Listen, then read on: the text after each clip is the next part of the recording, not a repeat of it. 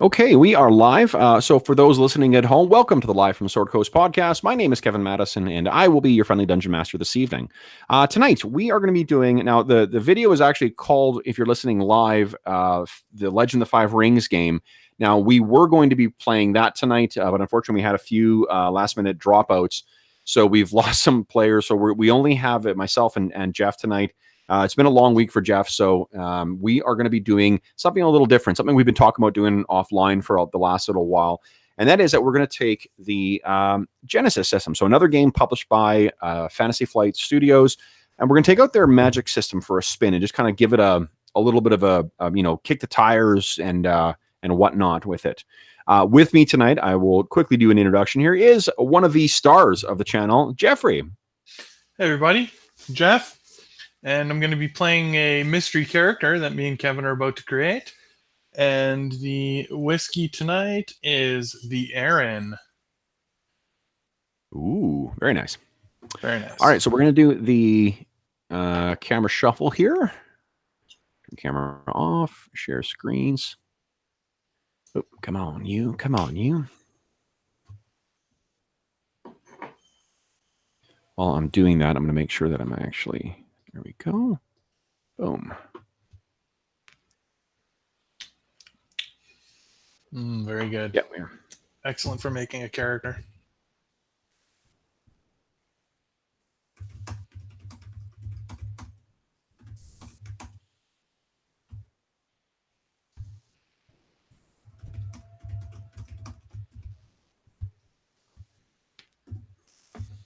Okay, so I just posted in the chat that we're doing this, not playing Five Rings. So if people do join, they can see that we're not going crazy. Okay, let me refresh this. All right, so Jeff, you're familiar with Star Wars, although it may have been a little while since we've last played. So this is effectively the same system. Let's start with the characters. We got Jeff as Detective Mage, or Detective Magician, I put it down. So first thing we're going to do is, if you look at the Genesys book, you pick species, effectively in the same way that you would pick the, what do you call it, like a species or whatever in Star Wars. And although it's not, I think it's called archetype in this. Let's see here. Yeah, it's an archetype or a species. Or a species, right. So in this world, well, you tell me, what do you think? Do you think there are other species? Like, this is where we're sort of setting this up as a wainscot fantasy kind of thing, like an urban fantasy. Is this a setting where there are other races, like, elves or fairies or, whatever, ogres or something like that? Or is it all just humans and there's also magic? Let's throw in the other races, but let's make them rare. Sure. So it's not like they're the... Yeah. Yeah. Okay, cool. So it's kind of like a, a thing where maybe those like mystical communities and unusual creatures, they all sort of cluster together because, they're the magical ones and they're hidden from the rest of mankind. Yeah. Maybe they come into, the cities of man to do business or, attend big events or, that kind of thing. Olympics, who knows, stuff like that. Do you think it's widely known that there are these other species, or are they sort of like it's all secrets from mankind? Let's say it's pretty hushed. Most people would go their whole life without ever seeing any of them. They're maybe heard rumors or whatever, but to actually see them would be a rare sighting. Okay. So then magic would be like an open secret then? Like everyone knows that there is magic, or is magic something that most people don't think exists, but your character does, but it does exist and it's just hidden from people? Yeah, let's say it's hidden. Okay, cool. So your guy maybe serves as a bit of an emissary in a way as well too, or that's probably how he would deal with more of those types of creatures, because what do you call it? Because they can't reveal themselves to the general public, but they know you kind of cross over into both worlds. If you're a detective and you're a magician. Right. Maybe, in fact, most of my clients are non-human races. Love it. Yeah. Okay. So then if you're human, let's take a look at the archetypes on pages, starts on 36 of the core rulebook. So there's the average human, which starts at 2 and everything. And what we're going to do is we're going to give you a little extra experience points afterwards. So you're going to build your character, and then you're going to get another, I think it's 50 afterwards. Because that way you're actually starting off as a fairly, 50 afterwards. So I don't know if you remember, but in this game, basically the smartest thing to do is to spend your available XP at the start to up your attributes rather than your skills or whatever else, because it's a lot harder to up those as you play. So to get around that, basically you get your XP, you build your character, and then you're going to get 50 XP afterwards that has to be spent on skills and talents. Right. So that way you make a little bit. Let's go with the average human to start. Okay. So let's take a look at your character sheet here. We'll go to the, where is it here? No, not that. Skills. Yeah, skills. Here we go. Skills tab. So everything starts then at a 2. Yeah. And for those listening at home, we're using the Star Wars sheet for this, not the Genesys one, because I haven't. This is what I had set up tonight. When we had to sort of throw something together. All right. So your starting wound threshold is 10 plus your brawn. That would be 12. So it starts at 12. Come on. And strain would also be at 12. Yeah. Nope, fuck off. Fucking thing. Come on. There we go. And starts with one rank, let's see, each of 2 different non-career skills. Yeah. So one of the things that you do in Genesys is you sort of pick the skills that are going to be used because it's a generic system. So you kind of pick which things you want to, what skills will be appropriate for that setting. So like, in our setting, pouting space is not going to see a lot of use. Computers would, coercion, charm, astrogation would not. So let's do this. One skill that definitely will be added here, add custom skills. I'll go to the bottom, is Arcana. And that uses intellect. The reason we've got Arcana is because that's what you're going to use to cast your spells. Right. So apart from that, let's see here. The lores would be different as well, but I'm not super fussed about setting those up right now. So why don't you pick 2 skills that you think you'd like to add a level to, and let's go ahead and do that. I'm thinking here, like the wizard is an actual career. Yep. To choose. I don't see detective. So let's see. Then let's give him some detective skills. So sure. that would probably be something like maybe he's going to be a detective using his charm and not his. He's not going to be a bully. Knowledge Underworld probably is a good one to choose. Yeah, or streetwise. Or streetwise, yeah, definitely. So maybe charm and streetwise? Sure, yeah, go ahead. So bump those up by 1. Oh, here, yeah, let me open the sheet. Sure. I'm just looking at the rule book.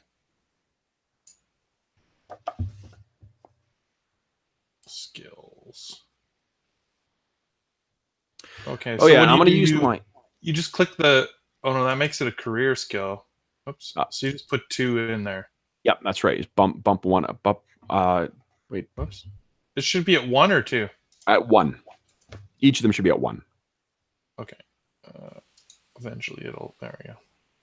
Charm. What? There is a serious delay. There we go. And streetwise. There we go. That gives them a your charm. What? Yeah, I got it fixed. There's like a serious delay. Yeah. No, I think because your charm went up to 5 for some reason. That's hilarious. All right. All right. You also have an ability that once per session, as an out-of-turn incidental, you may move one story point from the Game Master's pool to the player's pool. I actually don't use we'll use the optional rules that I use for story points. So you got 3 of them to start with. And in addition to using it to bump up your dice pool by 1, you can also use it to buy a success. You can buy advantage with it. You can re-roll your dice. The only thing is you cannot buy your way out of a despair. You roll despair, you're stuck with that. Okay. Okay. All right. So then you have 110 XP as well. But let's finish making like your skills and stuff like that, and then you can dive in and spend that 110. Okay. So your career wizard is on page 43. Yeah. So your career skills here, let's see here. I'll mark those for you. Career skills, Arcana, Coercion, Discipline, Knowledge. So all your knowledge skills. Nice. Leadership. Okay. Skullduggery, Stealth, and Vigilance. Nice. Stealth, yeah. Okay. And leadership. Now, do you feel that any of those we can like the careers are very loosey-goosey kind of stuff? Like if you feel that there are other ones that should be career skills other than these things, like if you want to shift, say, leadership to your, to charm or to streetwise or something like that, you can do that. I'm fine with that because all it does is it sets the price basically of your of raising those skills. So if those are kind of like your core skills, right? The ones you're going to be using because that's what your character's, that's what his shtick is. You can go ahead and set that as a, undo one of them and add that as, Well, so what's coercion? Coercion is intimidate. Yeah. So what if we switched coercion to charm? Done and done. So they're very similar, but they're. Yep. And then, so what is skullduggery? Skullduggery is like sleight of hand and stuff like that. Okay, which kind of does make sense as a wizard. Yep. Well, as a kind of like, detective wizard as well too. That makes sense. Right. Stealth definitely makes sense. Well, maybe we could change leadership to streetwise then. Okay, done and done. Because it's more of a loner. If we're saying magic is secretive, then being a leader as a wizard wouldn't make a lot of sense. Agreed. Okay, then I think that looks pretty good. Okay. So then before spending any experience points, you may choose 4 career skills and gain 1 rank in each of them. Yep. Okay. Well, let's go with Arcana. Okay. And Stealth. Arcana and Stealth. Okay. And Knowledge. Let's just say lore for now. I'll put it under lore. Oh, sure. Yeah, I'm not fussed. We'll treat it as 1. Yeah. I'm thinking like, yeah. And then, yeah, let's do Skullduggery. And Skullduggery, okay. Okay. All right. So that's your career skills. Now you have 110 XP to spend. And again, like you can spend that XP on anything you like, but you're going to have another 50 XP to spend. So it might be prudent to spend that just on your stats to start if you want to buff those up. Right. That's right. Okay. So yeah, let's mostly spend it on stats. Okay. The cost of raising each stat is 10 times whatever you're raising it to. Okay. And we have 110 points. Yep. So essentially, okay. Yeah. Let's see here. We probably want to raise his intellect. So that's 30. Intellect to 30, okay. And you can do it as many times. Like you can raise that up to 40 as well if you like. Right. Oh, it doesn't. 110 doesn't work out very evenly, does it? No, you'll end up with a bit left over, which you can spend on skills or you can spend on talents. So cunning. So what does charm use as presence? Here, can you? I'll scroll Yeah, down it should the. say on there. Let me just look at the skills real quick that I do have. So they're willpower, presence, cunning, agility, and will. And then 2 intelligence. So let's do cunning up to 3. Okay. So that's another 30. So I could do one more. And let's do presence up to 3. Presence up to 3. Okay. So So that that leaves leaves 20 you points 20 left. XP left over. Yep. Now, raising So, skills costs you, what's that here?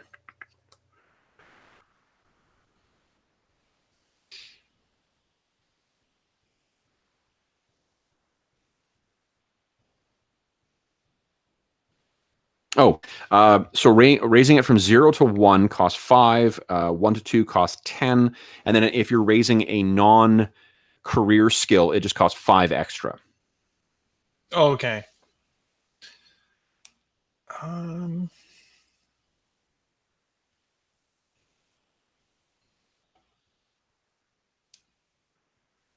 Now I remember cool and vigilance were both kind of important at different times. Yes, cool and vigilance are your initiative checks, depending on what sort of whether you're surprised or whether you were prepared, whether you knew combat was coming or not. Right, so let's put 1 into each. So it costs 5 points for 1 in will and 10 points for 1 in cool. Sorry, Will, do you mean vigilance? Yeah, vigilance and cool. Yeah, so that would be 15 points. Leaving me 5 points. So that's good for another. So I could either do discipline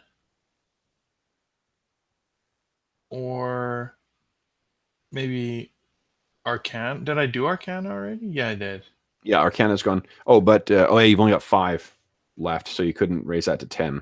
No, I have to raise one of the ones. So let's do discipline. Discipline, okay. Discipline. That's kind of like your for fear as well, so that's probably handy. Yeah, like if I'm going to be seeing strange things, I don't want to be freaked out every time. Mm-hmm. You're not a very good detective if you have to cover your eyes every time you see something. Or you run away. That's terrifying. Okay, I'm going to send you one more thing here as well. And this is the World of Warcraft hack for Genesys that someone has put together. And that's for 5e. Where is it here?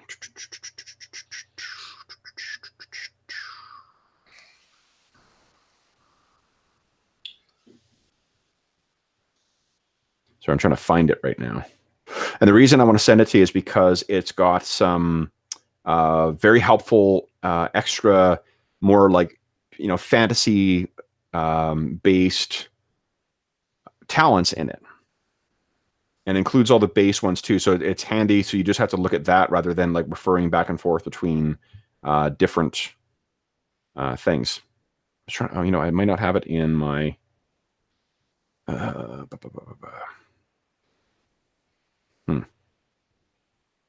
One sec here. I know where it is.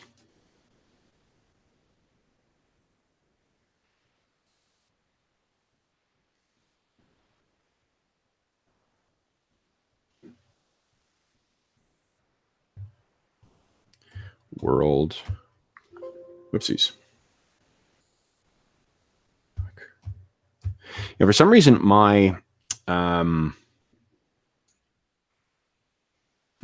my touchpad on my laptop has suddenly come back to life. So it just constantly like, you like bump it or hit it. Yeah, and then suddenly I'm like, oh, you want to be in the middle of the page? I'm like, no, I don't want to be in the middle of the fucking page.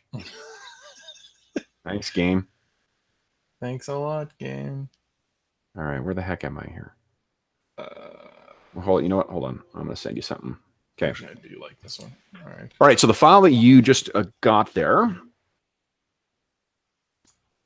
that is going to have your, what do you call it? It's going to have those same talents listed in it. Now, I'm not saying that those are all necessarily appropriate for this kind of like urban fantasy kind of thing, but if you want to have anything that's spell focused, that will help. But you know what? Actually, let's not overcomplicate things. I think what we're just trying to make sure is you got a decent pool for your Arcana, so we can test out some spells here, and your intelligence, I think, will help with your charm and shit too. So let's do this. What did that last 5 points go into again? The last 5 points were on discipline. Discipline. Oh, yes, which I added. Great. Okay, so that means you've got now 50 XP, and the 50 XP can be used to raise, by talents, to raise your skills, whatever you like. And talents, if you look in the core book, the talents start on page, let's see here, page 73, and they go forward. I'm trying to see if there's an actual list. I don't think there is. Yeah, there's not like a master list of them. But the way that you this doesn't have the kind of like talent trees you used to have in the Star Wars careers. Instead, what you have to have is you have to have more at the level below the tier that you're trying to buy before you can buy the next one. So basically, you have to have 2 in rank 1 before you buy a rank 2 talent. You have to have 2 rank 2, which means you have to have 3 rank 1 before you can buy a rank 3 talent. Does that make sense? It doesn't. I can tell from your. Just say that one more time. Sure. So basically, picture it like a pyramid. So there's not talent trees, but it's like a pyramid. You have to have more of whatever the lower tier is before you can buy the next tier up. Okay, so you have to have 2 tier 1 talents before you can buy a tier 2 talent. Precisely, yeah. And then you have to have 2 tier 2 talents before you can buy a tier 3, which means you need to have 3 tier 1. Right, and you just always have to buy enough of each. Okay. Right. So 50 experience means you could start with 3 tier 1. Yep. And 2 tier 2. Which would bring to 35. Which would let you get 1 tier 3. Precisely, yeah. Yeah. Okay. Perfect. I uploaded a file or a picture for you. Did you onto the on the bio? The bio. Oh, great. Let's see it there. Nice. Oh, that's great. Yeah, of course I just used Dresden. Yeah. That's kind of the go-to reference. If you're just trying to find a quick picture, it seems right. Okay, so is there a list somewhere rather than the or do you have to go through these like by looking at them? You sort of just have to go flip through them. I was trying to find a list, and I didn't see in this section. Let me just make sure. Nope. Okay, so let's try and find some magical detective. So there's not really magical stuff in there. What I'd suggest is you buff up your Arcana skill by a little bit. Right now you got 1 yellow, 2 greens in your dice pool. Right. So why don't I, rather than trying to get a tier 3 talent? Yeah. Okay, so let's put another point into Arcana. That costs 10 of my 50. Costs 10, yep. I have 40 left.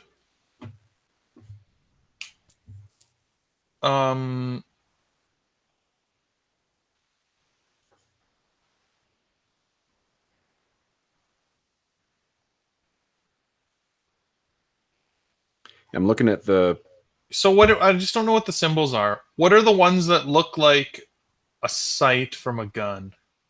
A sight from a gun. Are they like kind of 3? Oh, those are hits. Oh, no. Those are... like negatives? Success, advantage, triumph, failure, threat. Threat. Okay, so the things that look like kind of like a sight with a little ticks, there's 3 ticks in it. Yeah. That's threat.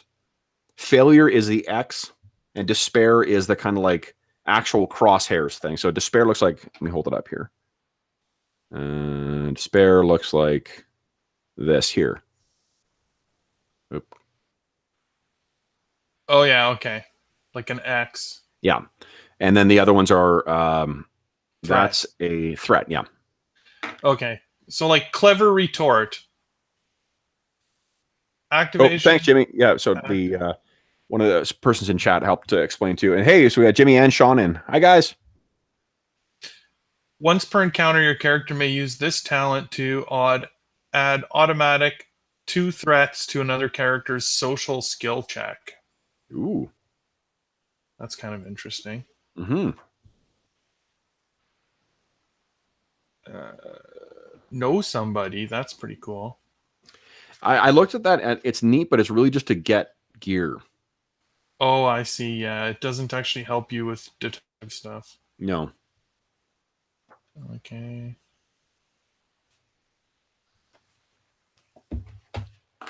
And where is my Realms of Terranoth? Here we go.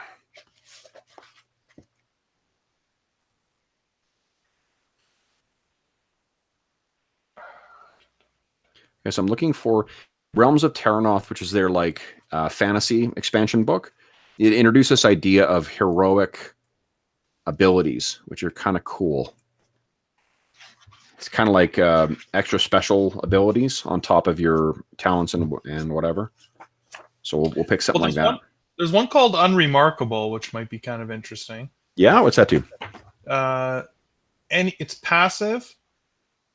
Other characters add a X. So failure.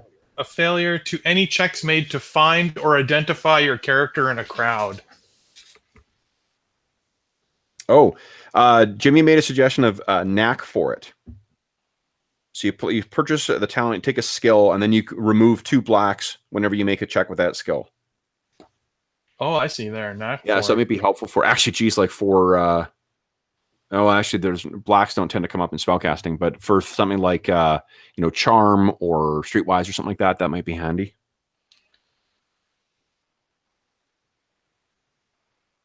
When you purchase this talent for your character, select 1 skill. Oh. But the second time you take it, you actually choose 2 skills. Yeah. Oh, you can't select combat or magic skills. But it's kind of interesting. Yeah, maybe charm is a good one. If he's going to try and be using charm in his detective. So why don't we say he's got a knack for charm? Okay. So they're under That's combat. 5. So here we go. Talents. We'll add a talent. Knack for it. Yeah. And charm. That's rank 1. Well, yeah, I'll put it in charm here. Okay. That's a good suggestion. Yeah, this is one of those things too, though, where like if you are a diligent DM and run the game as it's written, then it's a really useful thing. But if you're a fucking Bush League DM like me and just make up the rules as you go, those things rarely come up. Yeah, let's go with. I also like Unremarkable. Like he can disappear in a crowd. Sure, yeah, that's a great one. Okay, so that means you got now access to tier 2 if you want.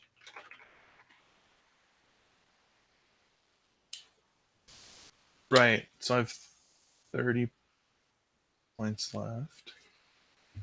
You know what I'll allow to? I'm going to house rule knack for it just because, again, like I probably will fucking forget to add blacks. What I'll say is that you get to downgrade your charm checks by 1. Oh, okay, cool. Okay, because that's, I mean, it's not quite, I don't know if the math works out on that, but I don't. But it's pretty really close. Care. Yeah. Yeah. Oracle. Oh, grit is good. Jimmy says also grit is good for extra strain because you generate strain as you cast spells.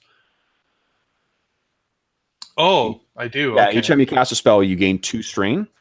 Right. So yeah, grit is good. Yeah, let's take grit. Is that a rank 1 or is that rank 1 as well? It is rank 1. So now I could take 2 rank 2. Yeah. Okay. Okay. Let's see. So then we look at the rank 2s. Berserk, no. No. Counter offer. 15. Use this So you've got 25 more to spend. Hello, sweetie. Hi, sweetie pie. Amy came to say howdy as well, too.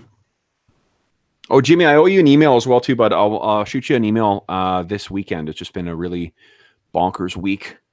I have 25 points left, right? Yeah. Yeah. Heightened awareness. No, that's for allies. Fan the hammer. No. That's leadership based.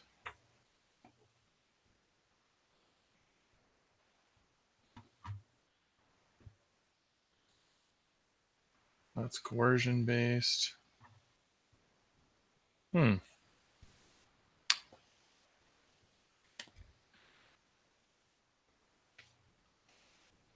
going to take a look at the modern stuff, too. I'll give you a sidearm as well, too. You think your guy carries a gun? Yeah, I mean, if I'm going to use a gun, then maybe I should take something that lets me use it better. It's your call. I mean, the gun. This is very much like Star Wars, where it's the whole Leia could, ride a speeder bike thing. Right. But I think you remember how shitty it is rolling 2 greens. Once per counter, before making a combat check with a pistol, your character may use this talent to add the auto fire quality to the pistol when resolving the check. Ooh. If your character does, the weapon runs out of ammo exactly as with an out of ammo result. So that's kind of, is this fan the hammers? Yeah. Okay. So basically that's, auto fire is, I think it's, you can spend 2 advantage to hit an extra time. It adds that quality. No, that's not right. That's not right. It's not a quality. It's something else here. One sec. I got to look at the combat. Actually, I got 2 luminaries of, what do you call it? Of Genesys knowledge in the chat. Maybe you guys can help me. Well, how does auto fire work again? I'll try and look it up. That's probably something that was in the Star Wars game. It sounds It familiar. was, yeah. And that's why it makes me think it's not actually a, I don't think it's a trait or a quality on the weapon. Or maybe it is. Hold on. Oh, it is a quality. Here we go. So auto fire is an active quality, which means you got to spend 2 advantage to trigger it. Attacking with a weapon and auto fire is generally less accurate. You increase the difficulty by 1 purple. And if it hits, you can trigger auto fire for 2 advantage, which means you hit an additional hit on the target. And each hit deals base damage plus, so it's basically you duplicate the same damage again. Or you can allocate it against other targets within range of the weapon. So that's what the fan the hammers allows you to do, is just, kind of spread out your shots. If you are going to take that, then did you want to take there's a heavy pistol or a light pistol? And I can't conceivably think of why you would take a light.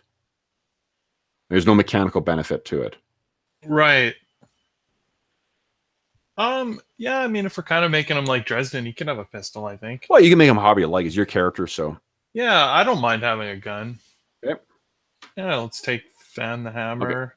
Okay. That's 15 points. Okay. I'm not really worried about. Okay, so what do you want to call your gun? I don't know if I know a single thing about a type of gun. So. No, you can call it, is it a revolver? Is it a... Yeah, I'd say it's a revolver. Yep. So we'll just call it a heavy revolver. Works for me. Yeah, modifiers. Okay, so otherwise that's good. That leaves you 10. You could take a point in ranged light then if you wanted. Well, that only costs 10, right? That costs 10, yeah. Oh, the talent only costs 10. Yeah. So right, so that means that would leave you 5 left over then.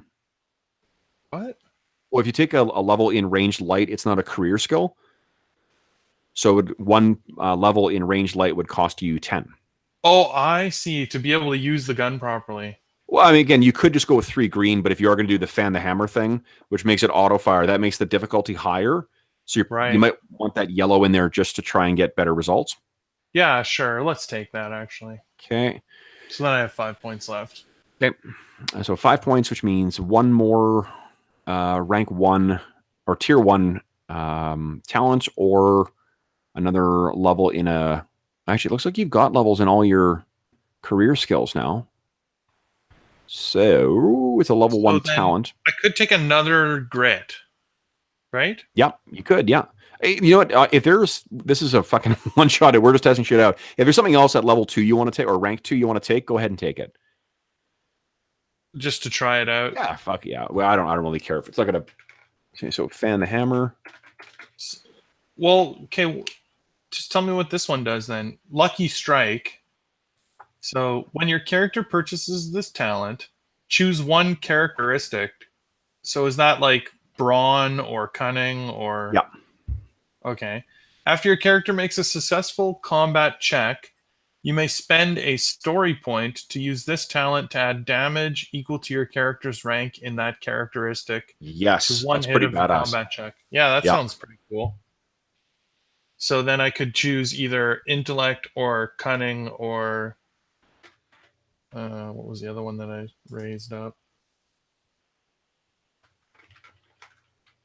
I don't even remember now. Combat skills. What's another character info? Oops, what happened there? Oh, sorry. I was trying to I'm add just going to see intellect, cunning, or presence. Which would be like clever shot, or Yeah, let's say it's intellect.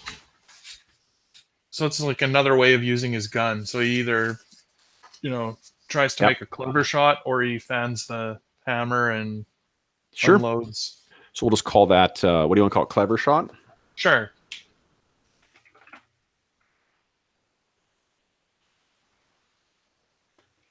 So if there's a successful attack, spend a story point, add 3 to the damage, basically. Okay. Sounds great. Okay. Cool. Now, one other thing we want to give you is this game does a neat thing with implements with magic. And it's one of the ways they reinforce the different kinds of magic. So let's talk about magic for a minute here. On 210, page 210, I'm going to get you to look at. Yep. Well, that's pretty far. Scroll with my... Yeah, I agree, Jim, that the signature spell is a kind of required to make useful regular use of spells. I just want to kind of get the lay of the land with the mechanics of this first, and then we'll talk about why that's an important talent to take. But I totally agree with you. Okay, you got that, Jeff? Yeah. Okay, so the way that magic works is it's basically almost 100% improvised. So you can take a talent like Jim mentioned of something called signature spell that specifically makes a specific combo of the basic spell with modifiers cheaper. But because you are a arcane caster, I'm assuming you're an arcane guy, not a what do you call it? It's not a druid, and not a divine. Yeah, divine caster or something like that. The spells you're going to be able to cast. Oh shit! I'm going to give you one other heroic ability too. So I'm going to give you connected. You activate it by spending a story point. You choose one NPC and you reveal that they owe you a favor. You work with me to establish the relevant details of the existing relationship between your character and the NPC. In some cases, the GM might determine that there's just no way you might know them, but blah, blah, blah. So this could be a handy way for you to kind of, trigger certain, story kind of connections with NPCs you meet in the course of today. Right. That's cool. Yeah, it's kind of like you walk into the bar and it'll be, if you take to one of the NPCs, you can be like, oh yeah, I know so-and-so from whatever. And that's something independent from your talents. Okay, because you cast arcane spells, the spells you can cast are attack, barrier, conjure, curse, dispel, and utility. So basically, you can't heal and you can't augment. So, whoops, shit, I almost knocked Obi-Wan down. So there's two different ways that you use spells in this game. One of them is in combat and one of them is out of combat. Out of combat, you get to do a lot more. There's a lot you can kind of improvise. If you can think of something you might want to try doing with any of those spells, on page 212 is where they talk about the out of combat possibilities. So again, basically everything that's not heal or augment, you can try. Okay. And then what we do is, so let's talk about attacks, because this is, fantasy RPGs. I tend to think of attack spells first, because I'm a simple creature. Looking at magical attack on page 215, I see that magical attacks are combat checks. So basically you make a magic check instead of like a range attack spell or a range attack, and then that's how you cast your spell. It starts as an easy, so 1 purple, and the attack deals damage equal to the characteristic linked to the skill. So that's your intelligence. Presuming, I mean, it could be cunning as well too. I'm not fussed one way or the other. Do you think your guys like really? Is it like by book study and stuff like that he learned this his magic, or is it sort of like he's a magical grifter kind of thing? I think I see him more as like a magical grifter, maybe a little bit on the outside of the normal magic path that's going on in the world. That's why he's sort of this detective for the non-human races. Okay, so what we'll say then is that is we'll use that to sort of inform how we'll be describing your spells and stuff like that in the session. Okay. Because that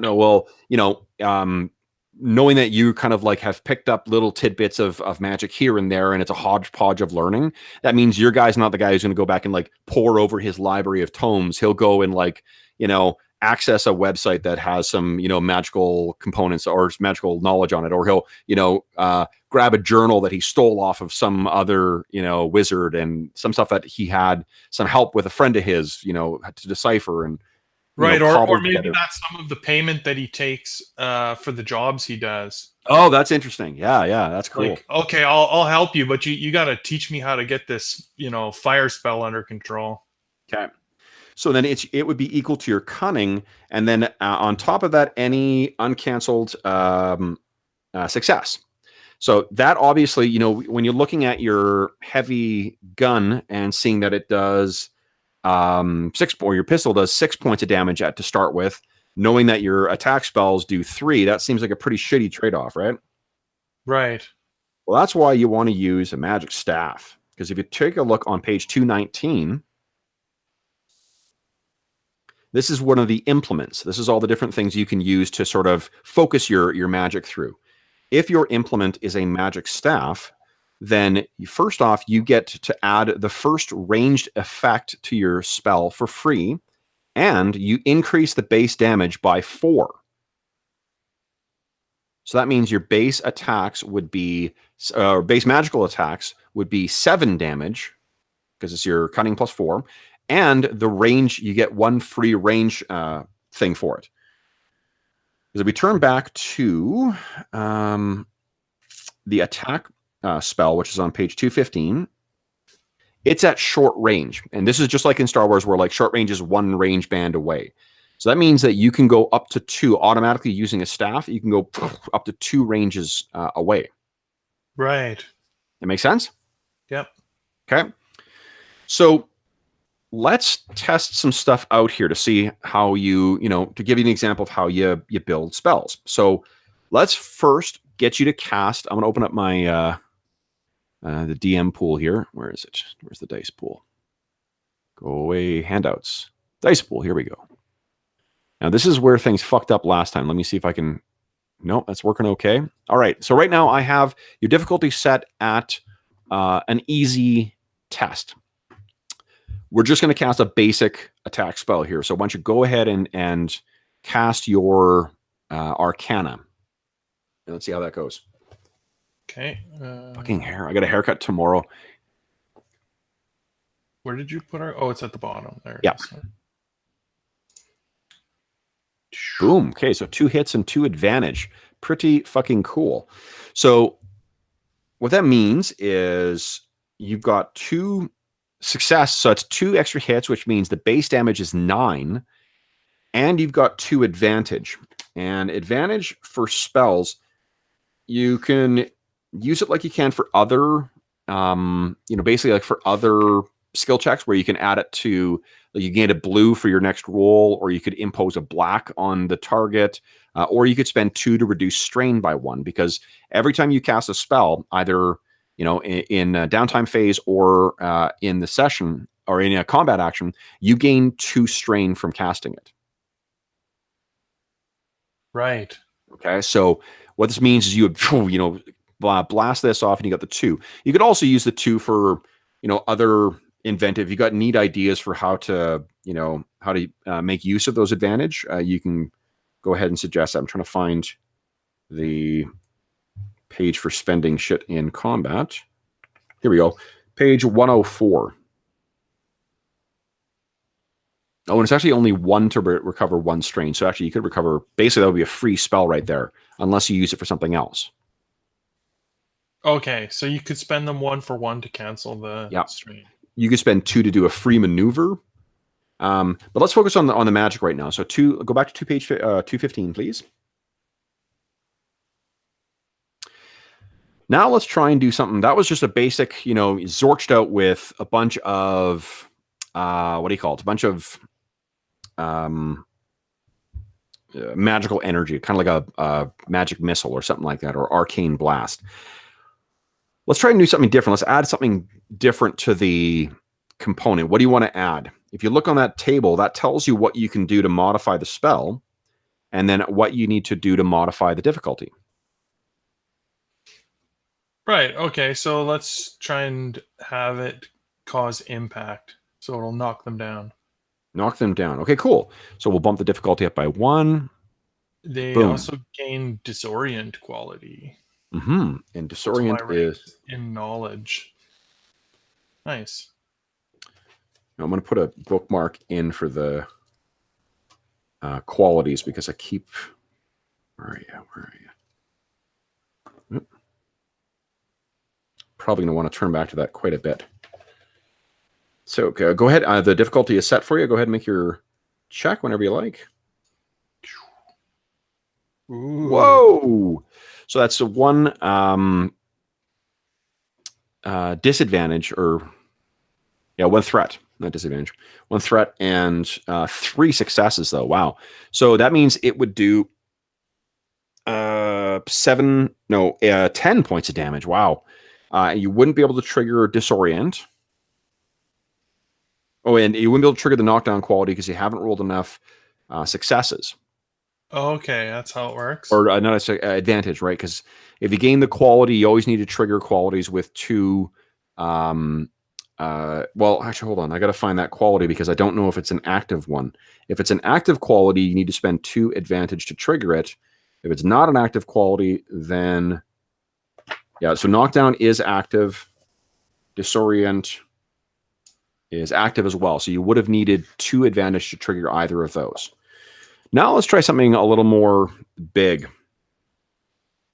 Okay. Why don't we give it, let's see here. Empowered? Yeah.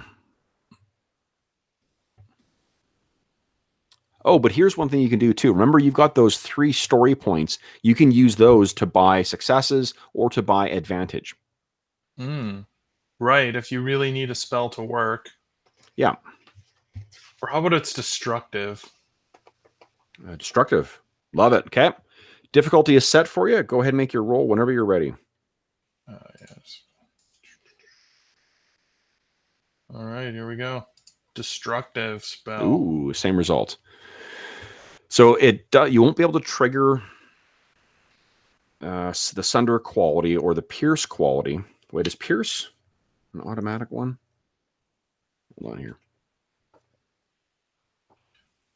Where is it telling you if they're triggered or automatic?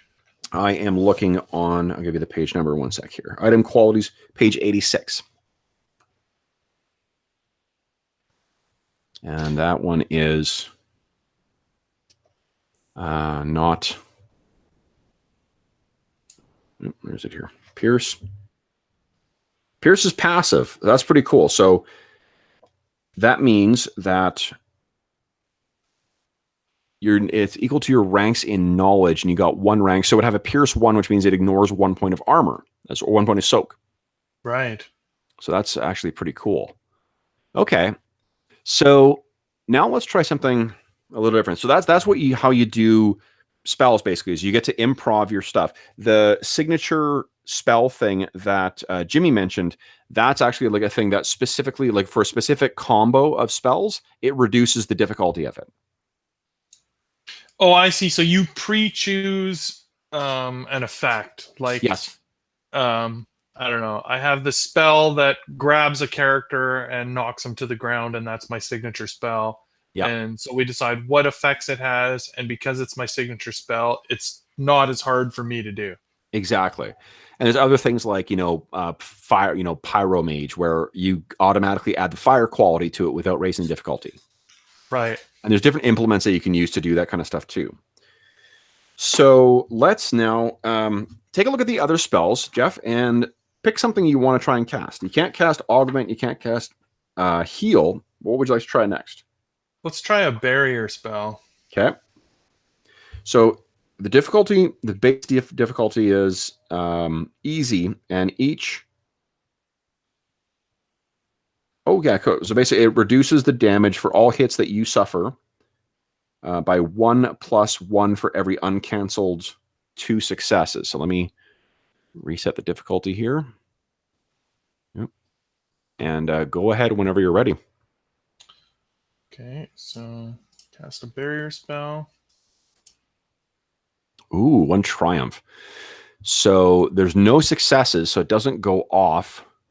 So triumphs do not count as a success? They do count as a success. If you look at what you rolled 1 triumph, 1 success, and then 2 failures. So the I see. Yeah, but you still, so you didn't succeed, but you did gain some other benefit. So like that would be a situational thing where I would apply some corollary benefit that, the barrier didn't go up, and maybe there's a blinding, flash of light, and they'll be, taking 2 blacks to their next, any actions against, directly against you for the next round. Right. Right. So, but, or alternatively, you could spend 1 of your story points and gain a success. Right. Right. Okay. And then that, so let's, one thing, I'm going to take a look at your character sheet again for a sec here. So your soak is equal to your brawn, which is a 2. Your wounds remains the same. Your strain remains the same because your willpower didn't go up. All right. So your guy, we need a name for this dude. Do we have a name for him yet? Yeah, we do need a name.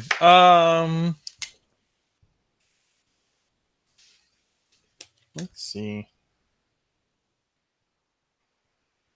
Let's go with Silas. Silas, okay. What's Silas's last name?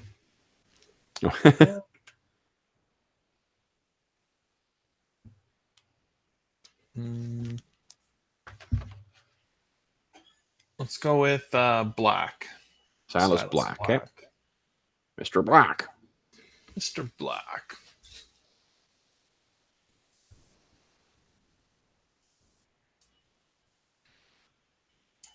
Oops.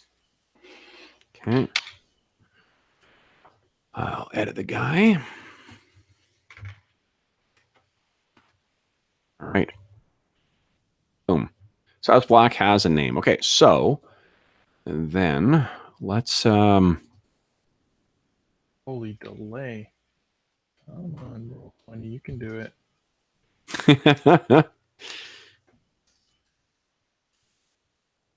This is the free Morden internet. No, it's not my internet. I think it's Roll20. Oh, okay. All right. So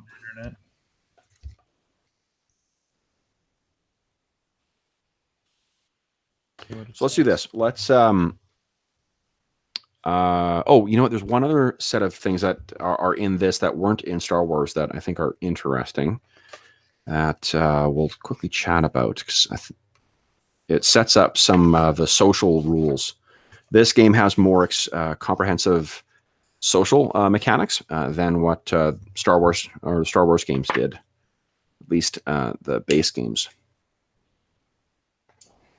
Okay, so the first one, I'm looking at page 47.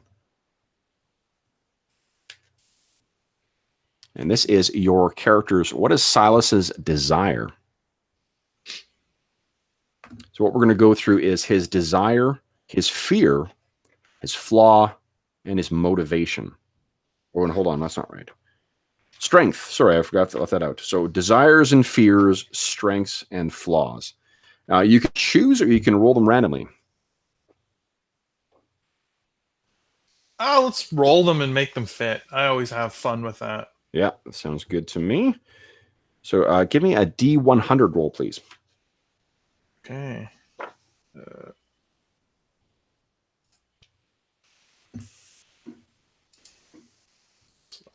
Roll 23. 23.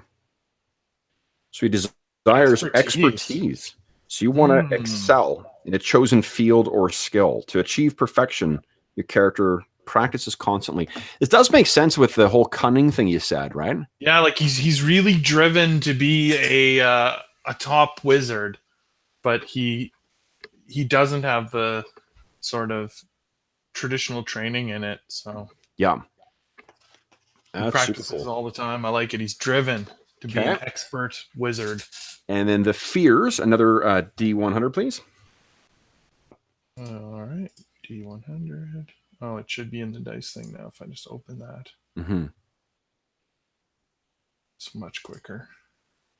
90. Obscurity. Your character wishes to be remembered after they're gone, and you work tirelessly to secure that legacy. Cool. I like it. So maybe he sort of like begrudgingly accepted into sort of the magical communities. You're sort of, constantly grubbing for more magical secrets from those people from respectable society, but they have to deal with you because you've got great contacts with the mundane community as well. Right. They let me come into the magic store and buy things, but they don't really like me, and I'd kind of like to change that. Nice. I want everyone to know who Silas Black is. Yeah. Cool. Go ahead and give me another D100 for your strength. My strength. 36. Curious. Life is a million mysteries, and your character wants to learn about every one. Whether curiosity drives them to meet new people, explore distant locales, or learn fantastic new truths and ideas is up to you. Well, this all fits together very nicely so far. It does, yeah. Right, okay. So he's always trying to learn new magical truths. And what I'm going to say is anytime you play up one of these things, I will give you a story point back. And then finally, your flaw. Another D100, please. Come on. One last D100. 86. Recklessness. Your character shows little regard for how their actions may affect themselves or others due to their low self-esteem or lack of forethought. They are especially prone to dangerous or inconsiderate actions. Well, not wanting to be obscure. Yep. That's all great stuff. Yeah, Jimmy. Jimmy says desires to crush his enemies, see them driven before him, and to hear the lamentations of their women. So. So he wants to be an expert wizard. Yep. He doesn't want to be forgotten or unknown. He's curious about magic and... Sorry, what was the last one? Reckless. But he's a little reckless in his pursuit about it. Yeah, I like it. He's reckless in his pursuit of you know what? Magic. So I get to make use of... Well, maybe there's a good reason, Kevin, why the other wizards don't coerce with the non-human races. Oh yeah. It's maybe the fact that I'm doing that. Maybe that alone is reckless. Like taking on detective cases from elves or dwarves or, gnomes or whatever they are is reckless to begin with. Yeah. Okay, oh, not that. 1 second. So I've got these cool cards from what do you call it? That Fantasy Flight put out for their fantasy setting, Realms of Terranoth. So that gives me a bunch of really nifty, ready-made villains. A feral dragon. That's totally what you want to have chasing you, right? Hey, A feral dragon.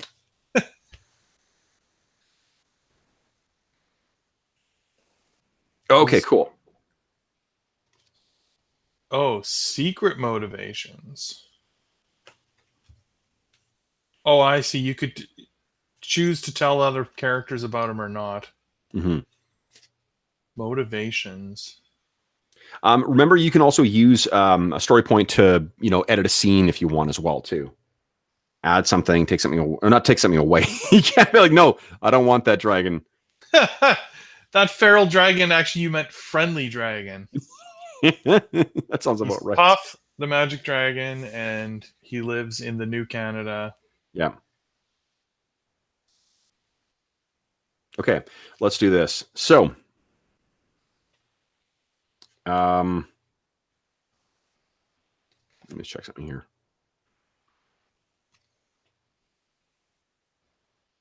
Yeah, that works. Okay. So our scene opens in what city do you think he lives in? Let's make it something big, like, the classic. Let's go New York City. New York, okay. And this will be, what do you call it? Actually, if you don't mind tweaking for the hometown crowd or the crowd here, why don't we make it San Francisco? Sure. Lots of fog, lots of hills, and okay, so our scene opens where we see, kind of is that classic shot of the Golden Gate Bridge, right? And we see the this park. We see it with, kind of a waterfront. There's people who are staggering out of their a last kind of group of people are come staggering out of one of these old brownstone, pubs. And it's like, all right, yeah, and you can tell that the pub owner, is a friend of the people who they're letting out this couple. The couple go out, and says, all right, I'll see you tomorrow. And the couples kind of turn and stagger off in the direction of to the left. And what we can see is that there is this row of kind of like shops and pubs and restaurants that are all sort of set into these old waterfront, probably ex cannery or ex warehouse, kind of buildings. They pass by and then they get to this massive sprawling park, and the thick fog has rolled in from the from the bay, but you can see this signature outline of the red Golden Gate Bridge in the background. And as this couple are sort of laughing to each other about probably some conversation they had earlier in the evening, we hear the sound of someone running along, and the scene cuts, and we see this guy running along, and he's got something wrapped up in his hands, something in some kind of like black cloth, and he's running along. And what does this guy look like, Jeff? Very much like the image provided. He's got dark, kind of tufty hair. He's fairly thin and lanky. He's wearing a long black trench coat, sort of with a little cape there. He's got a what would look like a walking stick to most people, but to our viewers at home, they know it is his magical staff. Okay. So in his free hand, he's got this thing, and Behind him, we can hear this kind of like the sounds of something obscured by fog, but chasing after him. We cut back to that couple that are making their way to the edge of the park, and the man is trying to say, "Come on, let's go across the park," and the woman's saying, "Like, no, come on, we'll take the long way around." And at that, we see in the distance, comes through the fog, comes running Silas Black, and they sort of turn and watch him run past, and then they say, "What?" And the guy says something smart ass like, "Hey, so where are you going?" And I'm like, "Get out of the way! Get out of the way!" And she's about to say something, and then we see these like below their waist. There's this small pack of these like fish scale things that kind of go racing past, and they kind of they scream and they turn and are running away. You look back and you can see there is a small pack of they're humanoid, but they're sort of scrambling on all fours and kind of making their way along. They look like kind of a cross between like gangly teenagers and like a deep sea salmon.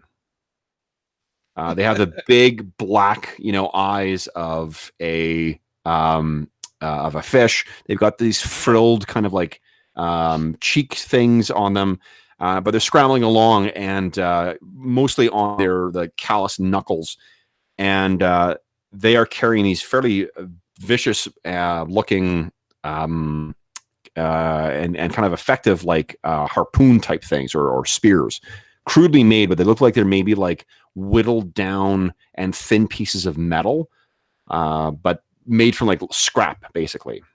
Right. They have some like there's some like crudely made like straps and stuff like that that are carrying small sheaves of these things on their backs, and they seem quite intent on stopping Silas. So why don't we roll some initiative? He knows that this is coming, so I'll allow you to make a vigilance check, and let me make a check for them.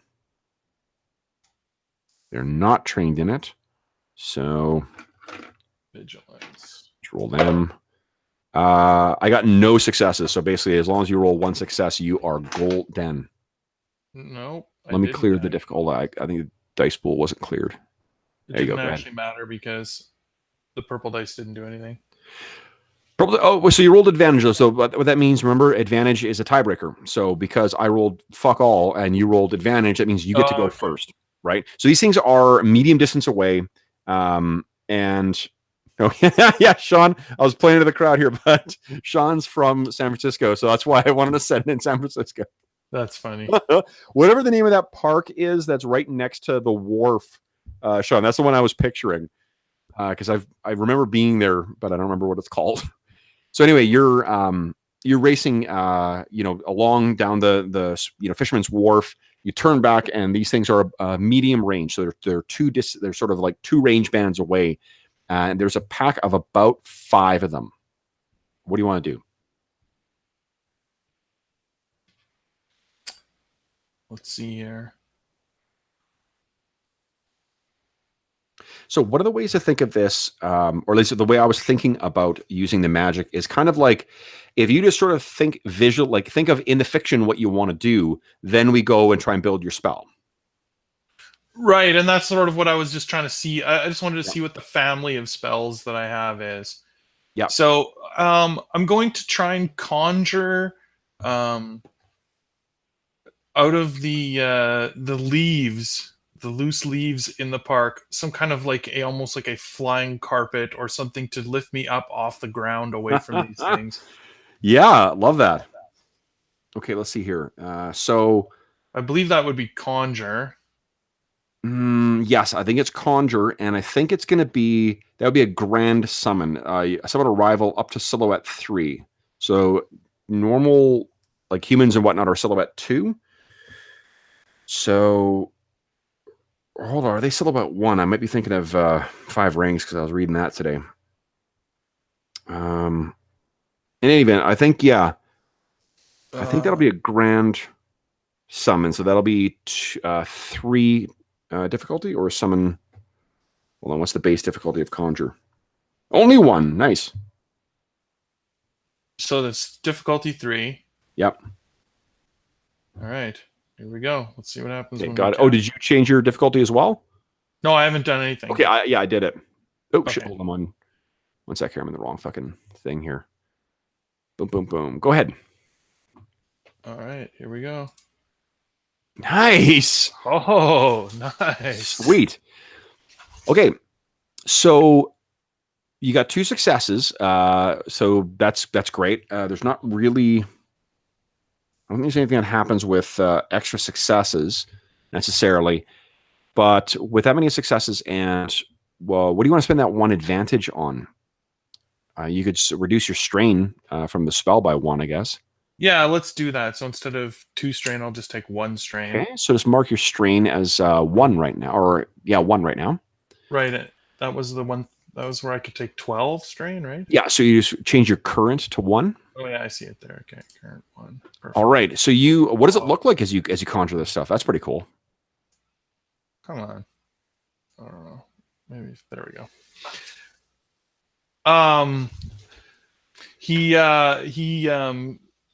He's I don't know. It's I'm picturing that it's not actually fall, that it's summer, or even if it is early fall. Sure.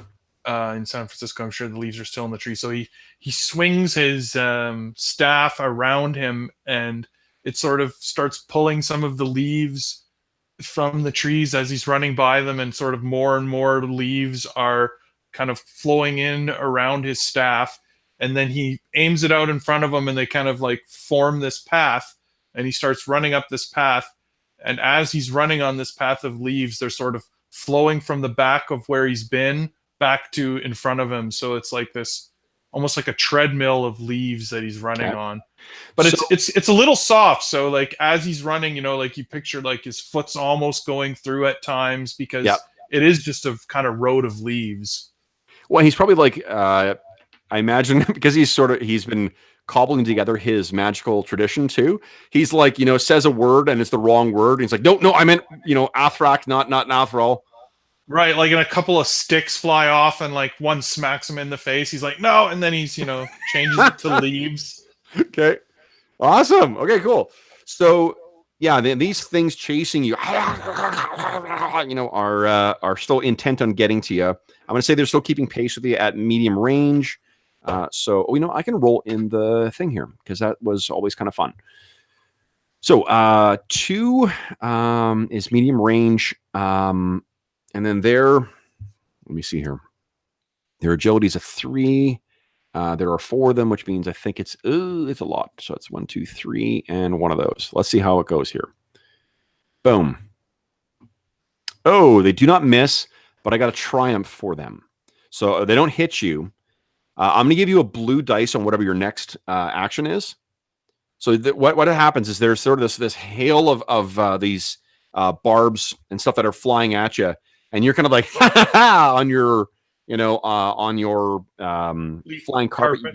Cobbled together. The triumph for them, though, is that one of their barbs kind of smashes through, and you kind of like, whoa, and fall through it, and you're still stumbling along, and then the carpet sort of takes off without you, basically. Mm. So you're sort of still on the ground. Next round, what are you going to do? That was their action. Let's see. So what I'm going to do is, since I fell off the carpet, I'm going to maybe try and turn the leaves into a barrier instead, and try and protect myself from their spears so that I can pull out my gun on them. Okay. Let's see here. So, barrier effects. Each affected target. Okay. So, barrier isn't the most accurately described spells, because it seems like what all those abilities do is they just reduce the damage you take. Like if you're trying to impede their movement, that doesn't seem to be what it actually does. Oh, I see. Okay. Yeah, I've seen some chat in the Google Plus community to suggest that conjure is what you're maybe want to do there. Like it's just controlling my conjuration differently. Yeah, because you're going to summon something that's going to be like, unless what you were intending is just that it's going to make them, it make you harder to hit. Well, that's what I was thinking. Is I would use the barrier of leaves, and stop running and pull my gun out and sort of like use the fact that I have a magical barrier and a pistol to maybe scare them off, especially since they've thrown some of their javelins at me already. Sure. Okay. So what do you want? Is the barrier then just going to be like a swirling shield of leaves around you? Right. Okay. So are there any other effects you want to add to it?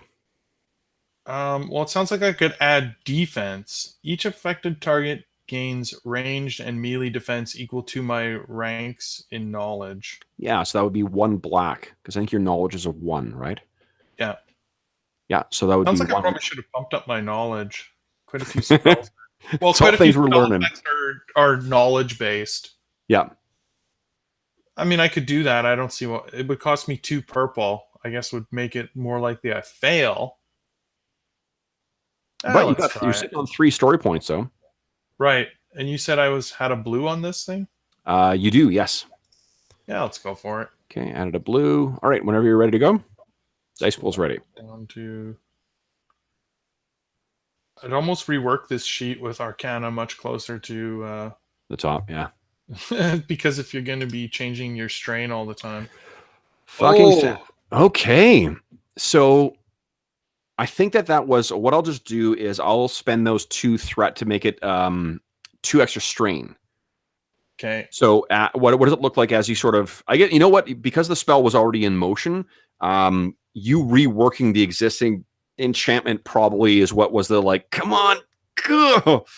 Right, like because they knocked me off of it, like I just wasn't ready for it, and I'm changing the spell from one I sort of knew to, something that it wasn't meant to do. Yeah.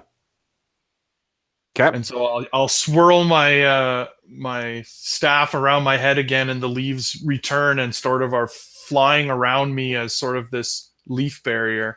Yeah. And I take 4 strain. 4 strain, yeah. 5. Can I just type in here instead of messing around? That's probably faster. Okay, so then it's their turn again. So they're going to move 1 closer, relatively speaking, and then make their attack. So it'll be 1. Let me reset this shit. So short range is, I believe, 1 purple. I should have grabbed one of my DM screens for what do you call it? Star Wars, yeah. So got nothing else. Oh, you got 1 black because of your barrier as well, because of the defense. And let's see how they do. Oh, a bunch of fucking misses. Look at that. Nice. So they, but they did get 4 advantage on this. Wow. So basically, what I'm going to say is that like the swirling mist of like the leaves, and it probably picks up some of the fog that's rolling in from the bay. So you're obscured by all this stuff, but there's just a hail of these javelins. Like these things are clearly experienced hunters, and they're and throwing these things at you. I'm going to impose 2 blacks on your next action because of the distracting nature of this stuff. Yeah. Okay. Okay. So your turn again. What do you want to do? So now I'm going to pull out my revolver. Okay, so you drop this thing you're carrying to the ground, and what we see is that this black material or black, towel or whatever it is that you wrap this thing in falls open a little bit, and we see this conch shell that's got all these arcane markings on it. Is concealed within. It's like he sort of drops it between his feet. Yeah. So it's free action to do that. It's a maneuver to ready a weapon and go ahead. Because remember, you get 1 action, 1 maneuver every round. So the part of the spell here with the leaves is that even though they're swirling and creating this sort of visual barrier, where I'm looking, they're sort of parting their thing. So I sort of have this little Yeah. clear window that I can look and see them, and Yeah. So I'll take aim on one of them. I think the camera. So what happens is the camera first has like shallow focus on the, on the swirling leaves. So all you see is shh, and then it gives deep focus, and we see those things, and you're kind of dead eye. Just your like targets. a little opening through the leaves, and my pistol. Maybe the flare of the pistol flares outside of the leaves, and some of them sort of get singed by Sure. Yeah. So remember, okay, so these, I'm just mechanically, again, these things are minions, which means that you don't have to like attack extra ones. If you attack one, you do enough damage, then we just sort of narratively say why you've taken more than one of them down. Oh, right. Okay. So I use my light pistol. Yep. And you could spend 2 strain to take an extra maneuver and aim to give you 1 blue to the attack as well, if you want it.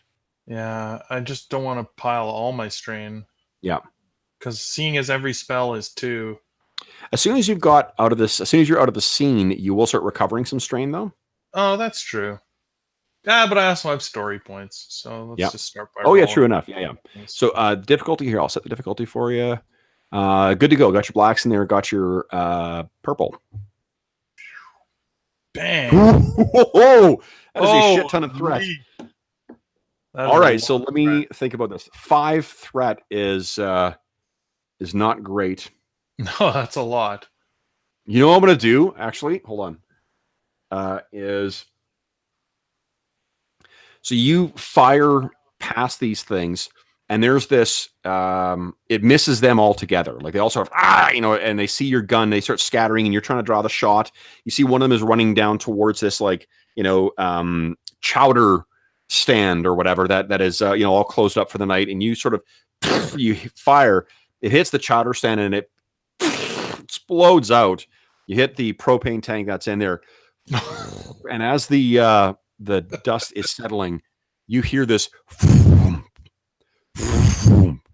and what they'll spend those points on is you see basically a 20-foot tall version of these like snake thing, or not snake, fish things, and one of these giant things, sloughs out of the water, looks over towards you. And this thing is almost completely covered in black scales. So it would be, if it was submerged in the water, it'd be nearly impossible to see. But it's dragging with it this twisted kind of like chunk of what looks to be the like propeller or some kind of drive shaft of some boat, corroded and old. But you really don't want to get hit with that thing. Yeah, no kidding. Your turn. What are you doing? Actually, that was your turn. Now it's their turn. Shit.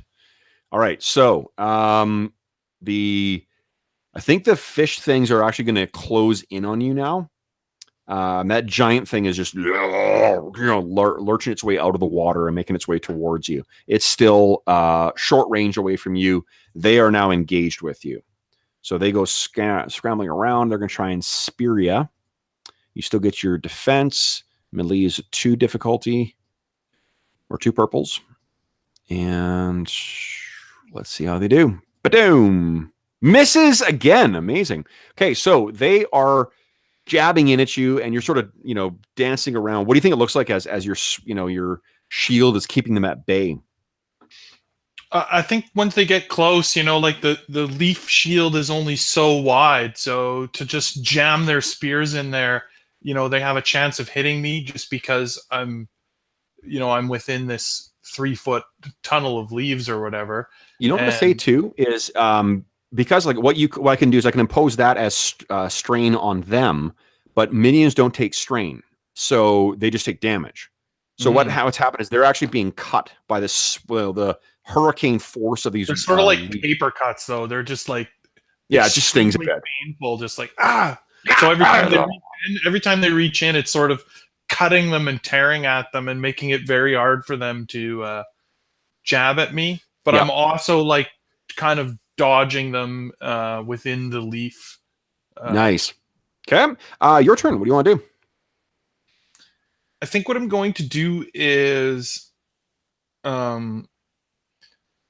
I want to try and boost the power of this entire thing and like start conjuring in. So I have this whole leaf barrier going on, Yep. and I'm actually gonna go back and like the mistake that he made when he sort of pulled some twigs in.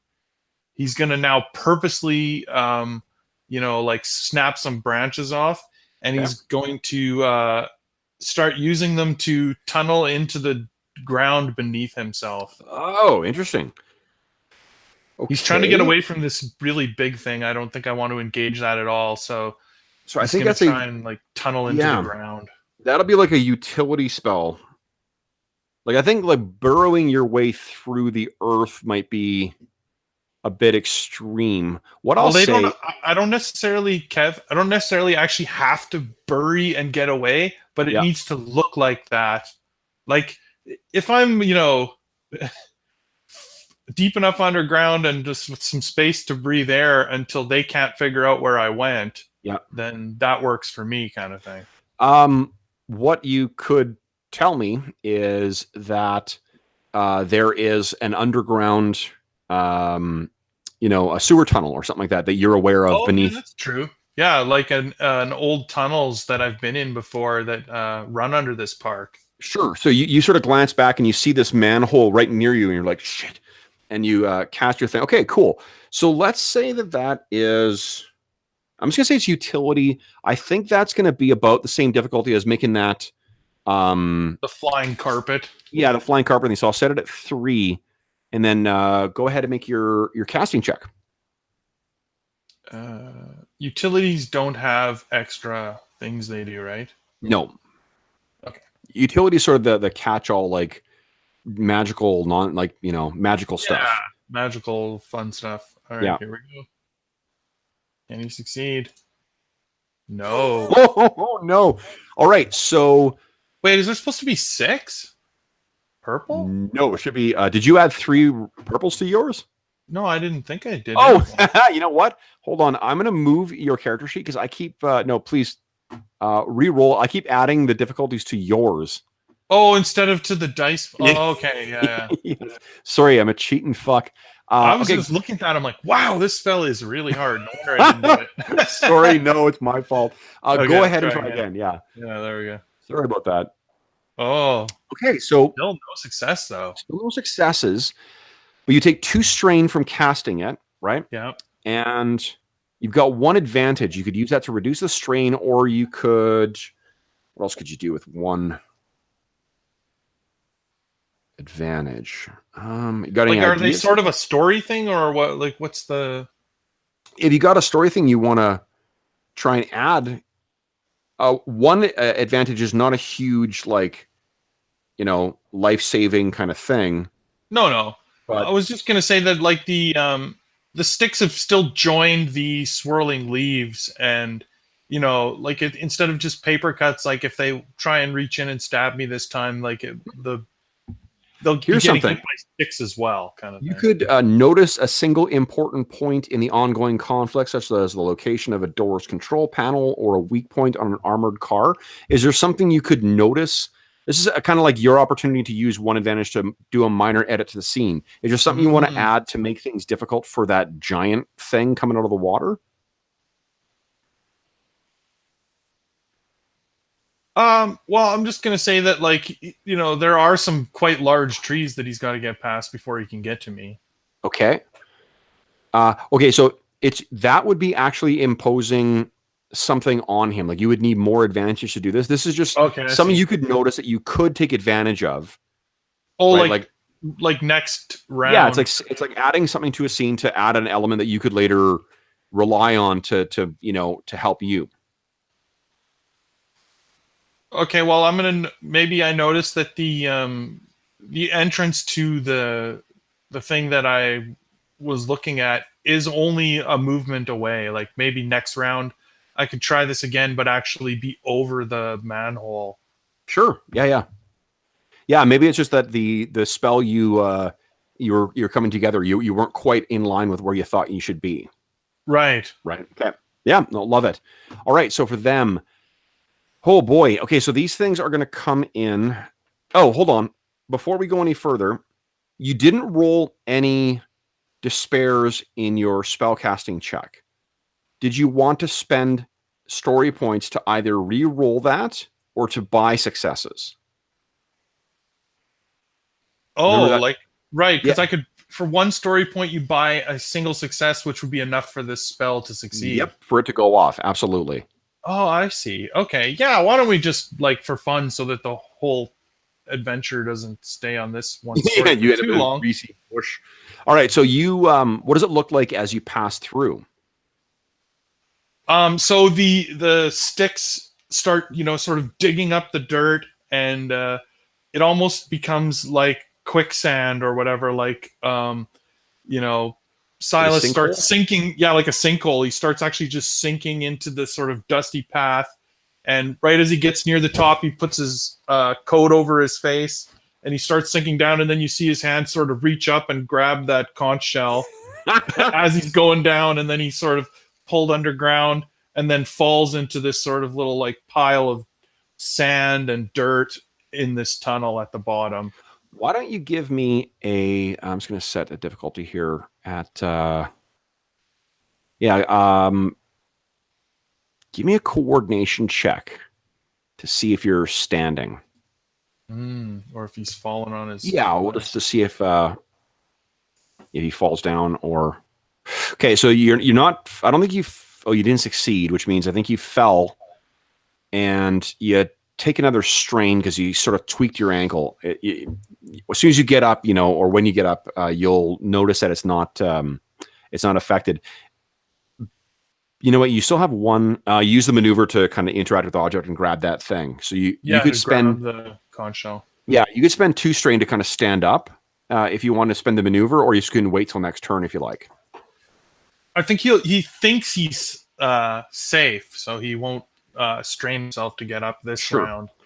Oh, okay. So one thing I fucked up on is concentration.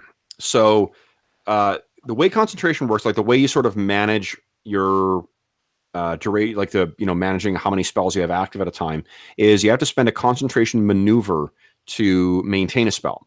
Oh, right. Okay. So every time I was maintaining that sort of. Oh no, we won't go back and bomb you. Like you get the benefit of my fuck uppery. So you didn't lose. You're not going to have to back pay it. But now, if you want to maintain the shield on top of the making the maneuver to grab your conch shells that was going down, it'll just cost you 2 strain. Oh, I see. Otherwise, they might actually. Yeah, I'll do it because otherwise they might see where I went. But this way, they won't really know. Well, they'll still know sort of like you only got a bare success. So your magical effect, I'm going to say, got you down there, but there's basically a hole, that they can see you down there, but you will still get the benefit of your barrier. Oh, okay, I see. Yeah. So, okay, cool. So then they look... Sean says, whiff, whiff, whiff. No wonder Jeff's constantly whiffing. Oh, yeah, with the extra. Yeah, because I'm a fucking cheating DM. Yeah. Oh, man. Okay, so their turn then. You can sort of hear the of something big moving towards the hole, and the sound of it is it's actually kind of a creepy, like, screechy kind of whale call from that big thing. And then the little thing's kind of like, scrabble to the end, or looking down. I'm going to give you 2 blacks. Why do I keep picking up physical dice? I'm not rolling the physical dice. So they get 1 black from your, what do you call it? From the shield. They get 2 blacks from the darkness because you've fallen down into this black, area. It's short range, so it's 1 purple. So we'll make the attack roll. Oh, they do manage to hit this time. So those things come flying down, and your luck has finally run out. The damage of their attack. It's 8 points of damage. Wow. But remember to apply your soak before you take the damage. Yep. And what does defense do? Defense does... what am I on the wrong sheet here? Because I think that barrier had added 1 defense because of my knowledge. Yes, it did. It added 1. So is that that's similar to soak or no? Yeah, it's same thing. It adds 1 point of armor. Okay, so I would take 3 less. So I take 5 points of damage. Okay. So, and how is that? Just a bit of a cut and that nothing major? Well, that's almost half of my 12 hit points. Okay, so you got a pretty nasty cut. It's not like, it doesn't pierce any flesh or any shit like that, but you're, you hit the ground and there's this hail of these things that sort of like, whoa, whoa, whoa, hit all around you.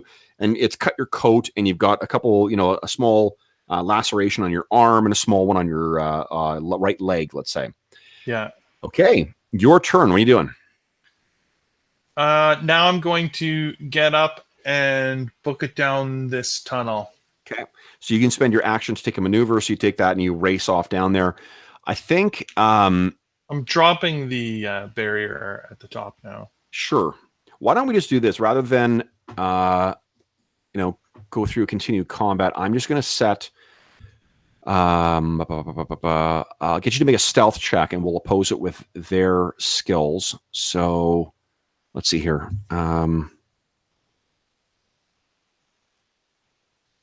Yeah.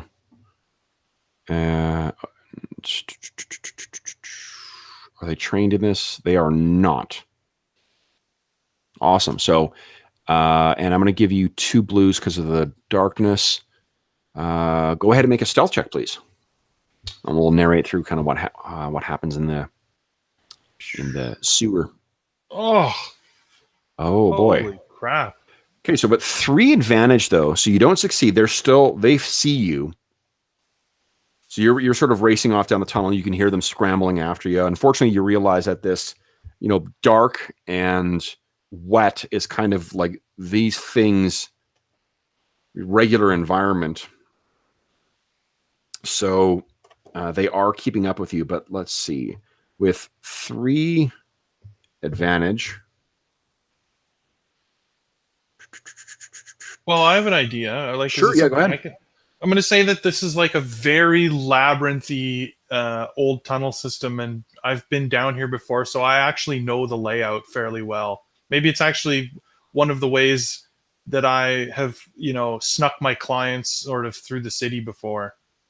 Sure. Parts of it, so I know it quite well, and maybe they don't know. They don't know it as well as I do.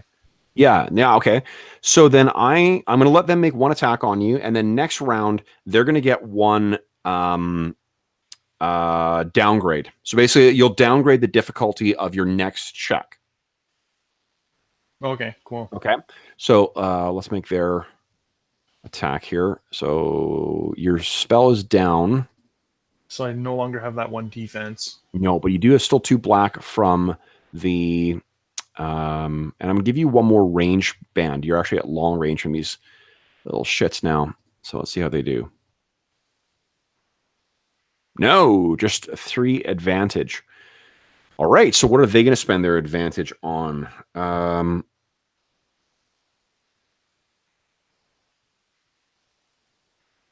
going to let them ignore environmental effects. So because, like I said, they're sort of, they got the black, or they seem to be from somewhere deep in the ocean. So they're going to ignore, those 2 blues you were getting for darkness. They're going to ignore that. Okay. Yeah. Okay. So I've got your difficulty set for your next stealth check. Go ahead and make your roll. Oh, fuck. You could have spent a story point to gain a success in that last one, too. I keep forgetting about that. Stealth. Ew. Holy crap. So that was 1 net failure. You could spend 2 story points if you want to succeed. Wow. Or I can just re-roll? Yeah, of course. Yeah, you can re-roll. You spend a story point and re-roll. Yeah, that seems to make more sense than... Sure. Yeah. So I'll try a re-roll here. Before you do that, I'm going to spend 1 of my 3 story points to upgrade that to a red, because that's the only way I get despairs. Let's see if something interesting happens here. Bam. Hey! You see my despair and laugh at it. Awesome. Okay, so what do you think happens here? You get away from these guys for sure, but yeah, like I think that this is like exactly like I said, like it's quite labyrinthy. Like, there's several quick turns. There's a couple of choices of left or right tunnel, and sort of you see Silas running, and you see them like reaching a fork in the road, and then all of a sudden they have to split in two groups and whatever, and then you sort of get to the last one that's chasing him, and he makes the wrong choice, and I just happen to be down a tunnel that he, sort of chose the wrong way. So it's like 3 or 4 folks in the road later, and their numbers have dwindled to the point where there's no one left chasing me. Nice. And then we sort of see the shot from outside. You push up the the manhole cover. You push it aside. You dunk this black towel wrapped conch shell. Goes to the surface.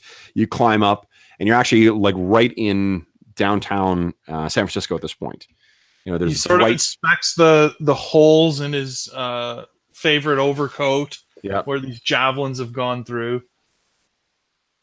Oh gosh, you sort of dust yourself off.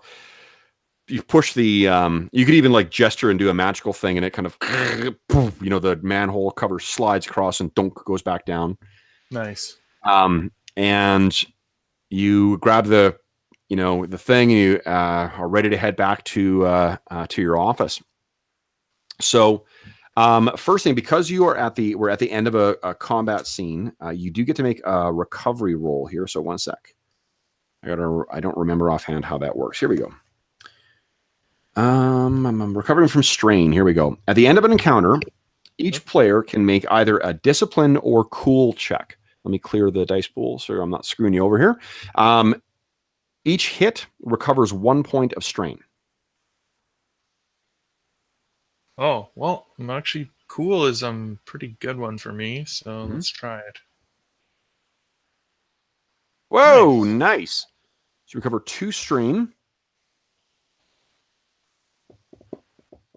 Yep. And you know what I'll let the 3 advantage be is you happen to have, so there's something called basically sort of the catch-all sort of like healing devices or whatever in Genesys are now called painkillers. It's what used to be like Bacta in or healing kits or med kits in Star Wars. Yep. Basically, you can use one of them to automatically heal 5 wounds, and then the second one you use in a day is decreased. Third one is decreased more. What do you think the painkiller might be? I actually think it's like a like a little shot, a little needle with like alchemical thing. Yeah. Can I make a suggestion? Sure.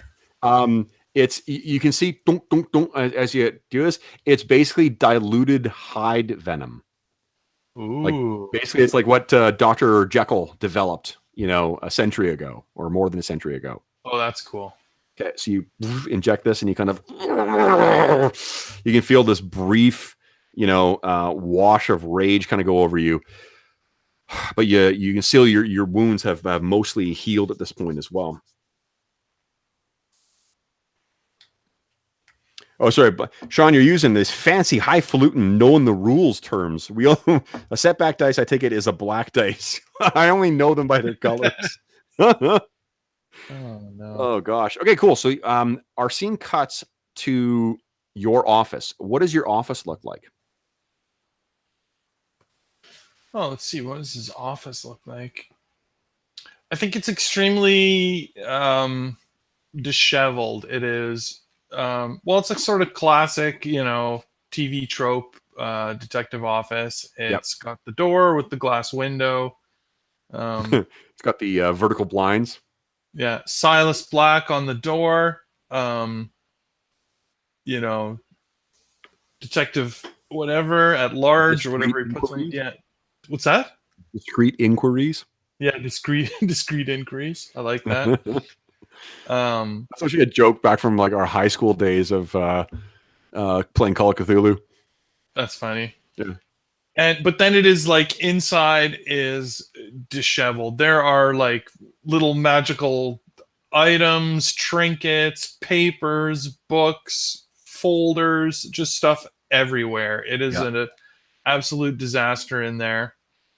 And he's got a desk, but it's just covered in things. And he's got this sort of couch that he sleeps on in there. and even the couch is covered in like, maybe some of the softer items that he has, but it's got like several magical looking blankets and sheets and Am I right in thinking that they're from like every culture at every corner of the globe? absolutely. Yeah.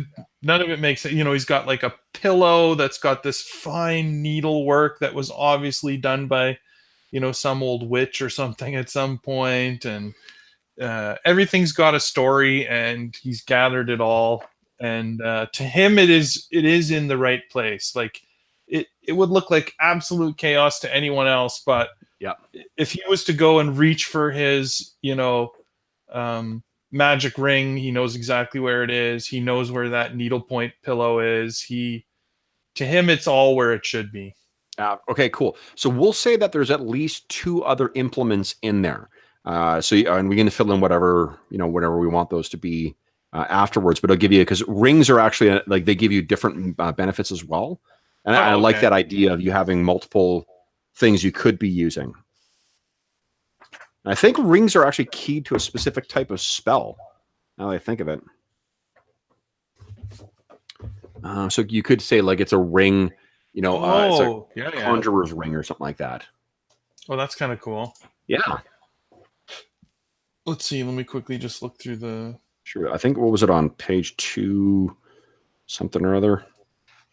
That's hacking. Here we go. 219. Yeah, 219. Magic ring.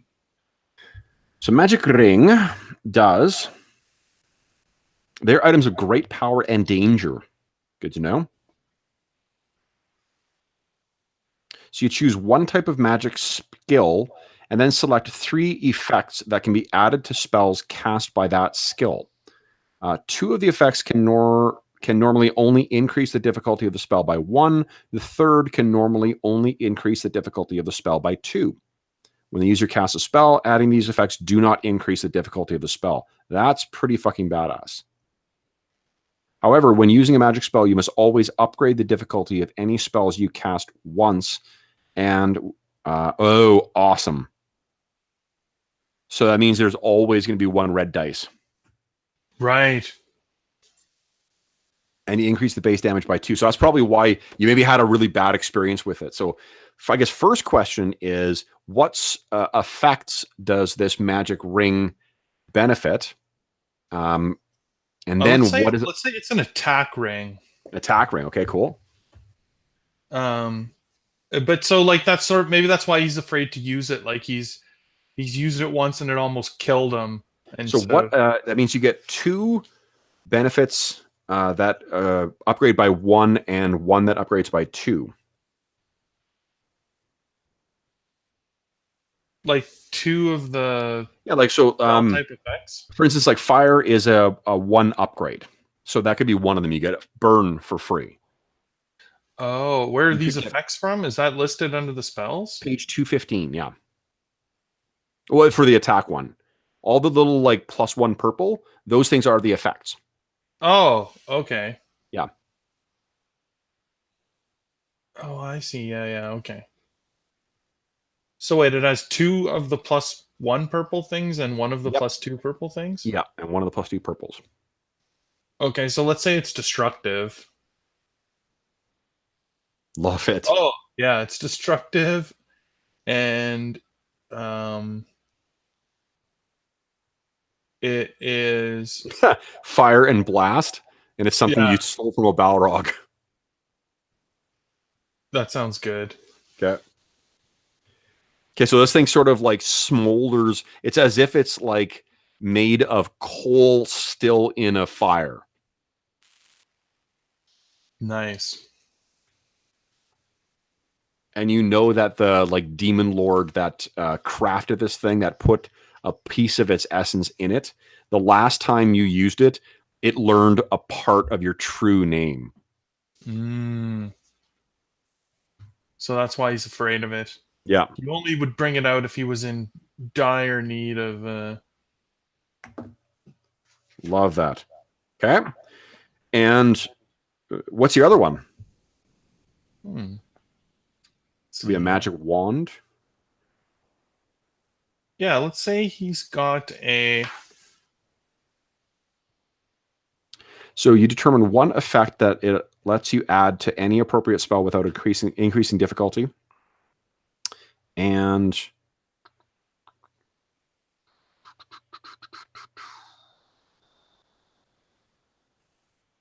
magic wands give +3 to damage. Right. We already have a... You already got damage 1. Yeah. Yeah, let's find something interesting to put on the wand.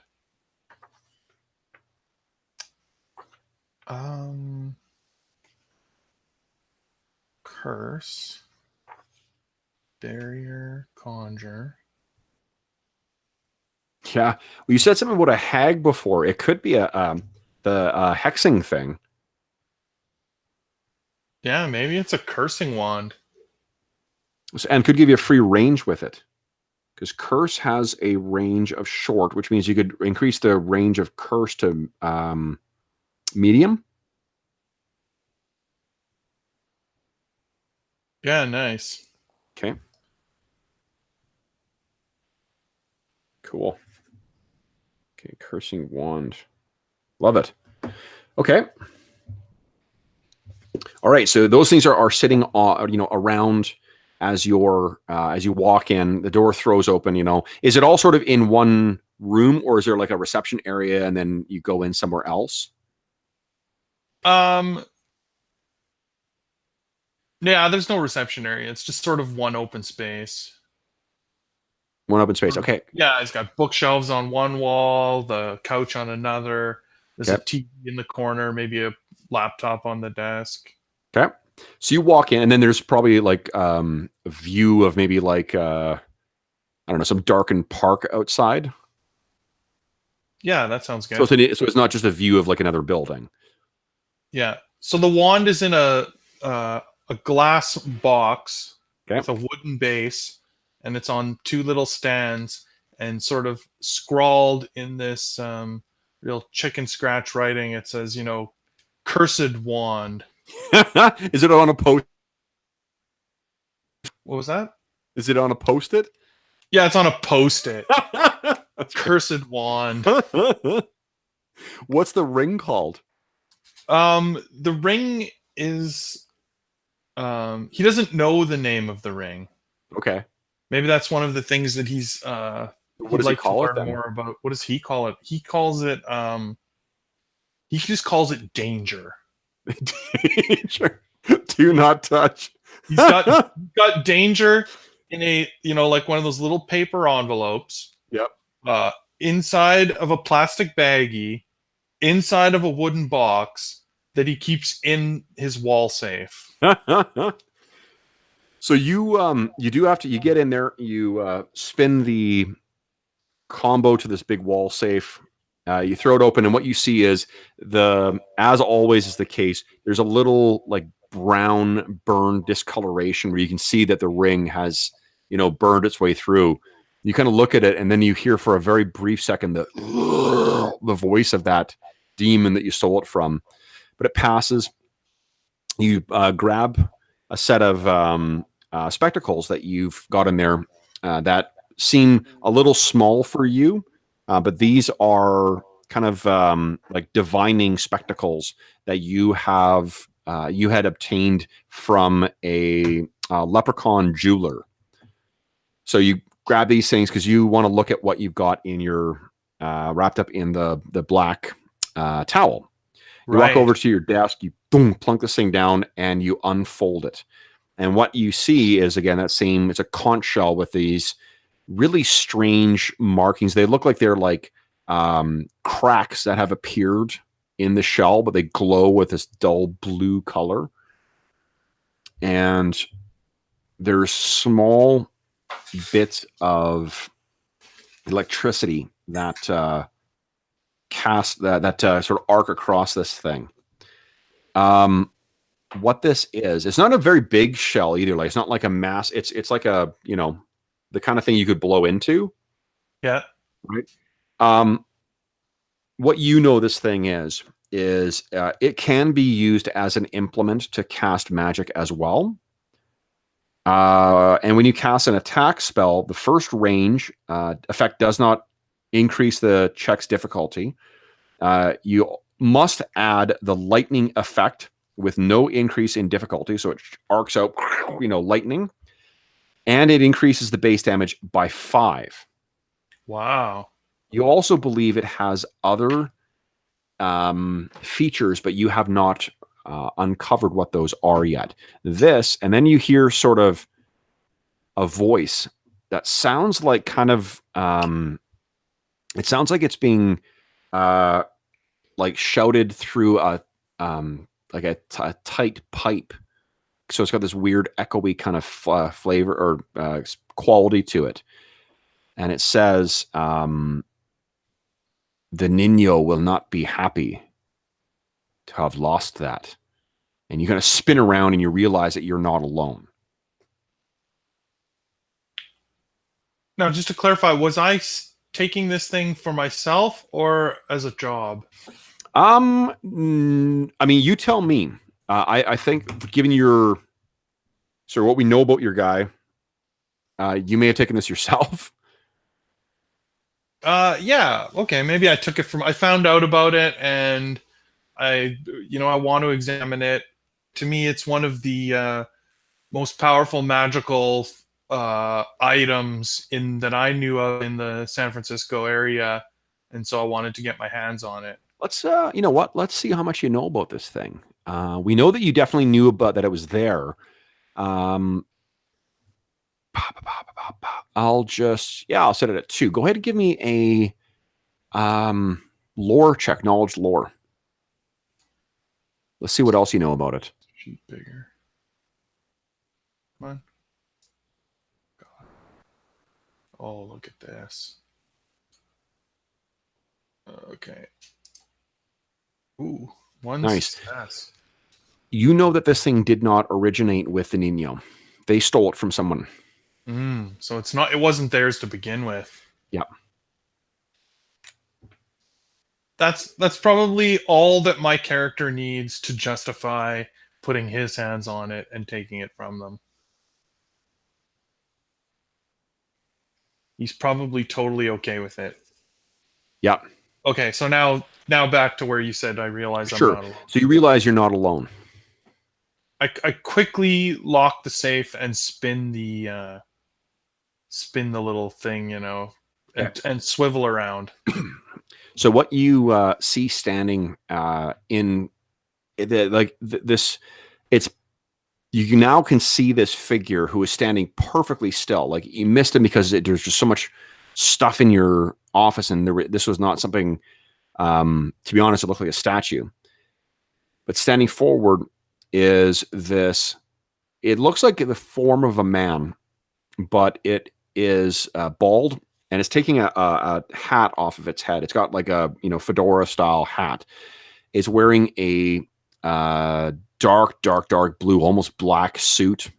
It has a like white kind of it's very finely tailored suit. It's got this hat with same color as the suit with a little white band around on it. It's got white kerchief poked into its what do you call it, pocket or breast pocket. White shirt on, crisp, and a fine tie of like an orange color, and it is complemented quite nicely by this thing's skin, which appears to be completely stone. Its eyes, however, are jewels of orange color. Wow. This, of course, is Lord Garnet. Lord Garnet. One of the Golem Lords. Would I recognize him? Absolutely. Okay. You can spend story points and because you bought in that it was you trying to steal this stuff too, that's causing a problem for you potentially, and it's playing up one of your motivations, so you get a story point for that. Nice.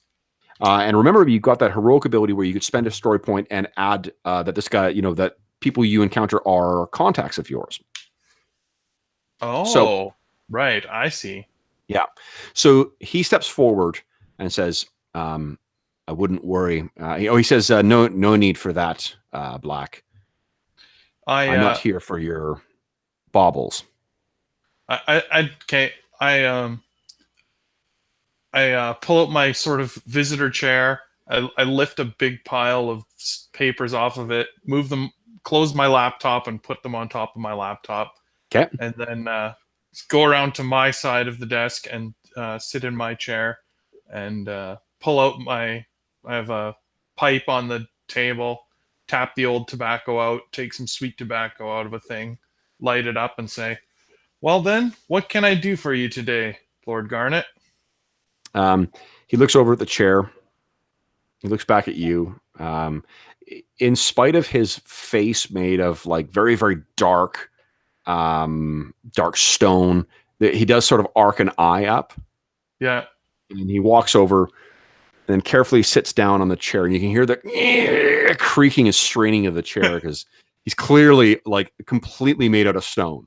Right, like it's like he's not sure it'll survive. I take I have my legs on the desk and I'm smoking my pipe and I take my legs down and as he's sitting down I'm leaning over the table watching him to see if the chair will burst. Yeah. I'm like, and for 1 second I'm like nervous, like I'm gonna say something, then I'm like, no, and then I just sit back and smoke my pipe. So he maybe says that's actually like a chair that I secured from some old Wizards collection that I bought at an auction sale. So I what does it look like? What does your visitor chair look like? It's like one of those chair. No, it's like one of those. It looks like almost like it's made out of wicker or some like not super tough wood, and it's sort of spindly and intricate. And so I love it. Like so, it is kind of nerve-wracking that he's sitting on it. Yeah. Like I kind of didn't think of it when I cleared it off for him, but when he hesitated, then I was like, oh yeah, that's So my chair is just sort of your typical office chair, leather. Okay. So he says, I trust that we won't be seeing the Nino tonight. Well, I sure hope not. They brought out their champion. Wasn't a good scene. A scene. The sinkhole by the waterfront. A nifty escape, I tell you. Yes, you are quite resourceful. That's why I come to see you, Black. I have a job for you. I love jobs. Well, this should be an easy one, right up your alley. This is to find a girl. Find the girl. Always trickier than the customer lets on. This should be fairly straightforward. She is the daughter of one of our colleagues, a human like you, and mundane. And this is kind of unusual. Well, not unusual. I mean, the Golden Lords, they are both a pretty significant magical, group or organization within San Francisco. But they also have fairly significant temporal and business interests, things that aren't just in the magical community. But to do that stuff, they obviously have to go through intermediaries. Okay. And as he's telling him, Silas is he's actually pulled out a notebook and he is writing notes down of the information that Lord Garnet is giving him. Sure. Lord Garnet. Or sorry, Lord Garnet. Yeah. The girl's name is Calliope McGuire.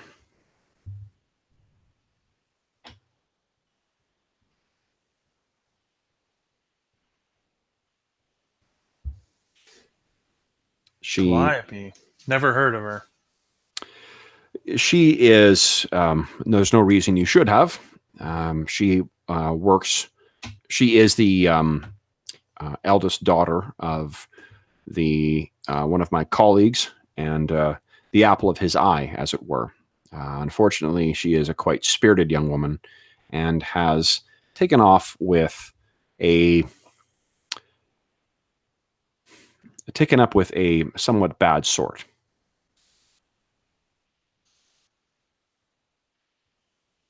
Interesting. Do you know who this bad sort is? I only have a first name, Mark. Mark, eh? Is he magical? Or do you think he is also mundane? From what we understand, this was simply a matter of a girl taken up with who has a penchant for bad boys and followed him. She needs to be found and set on the right path. We expect that Mr. McGuire, once he has a conversation with Calliope, will affect that. If you're able to deter the boyfriend, there will be a bonus in that for you as well. Is this a find and extract or find and report her whereabouts? That will we'll leave that to your discretion, but we want her. Her father wants her back. I see. Well, if I see danger, I will step in. We would prefer that our hand not be seen in this. Understood. Of course. Well, and he provides you with a small some written paper or whatnot. He pulls out of his it's perfectly folded as well too into this like threefold or fourfold kind of thing. He places it down on your desk. This is all the information that Mr. McGuire was able to provide. I trust that you will know where to go from here. Yes, and my usual fee. What have you brought? What are you offering? So he grins and says, or he smirks, I guess, not grins. And he says,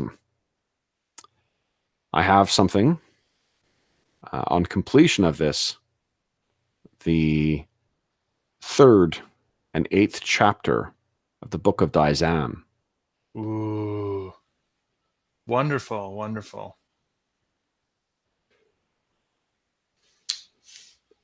It is agreed then, and he will stick out his hand for a handshake. That's how he signs these deals. Lord Garnet stands up. He reaches forward, and it's just like grabbing a statue.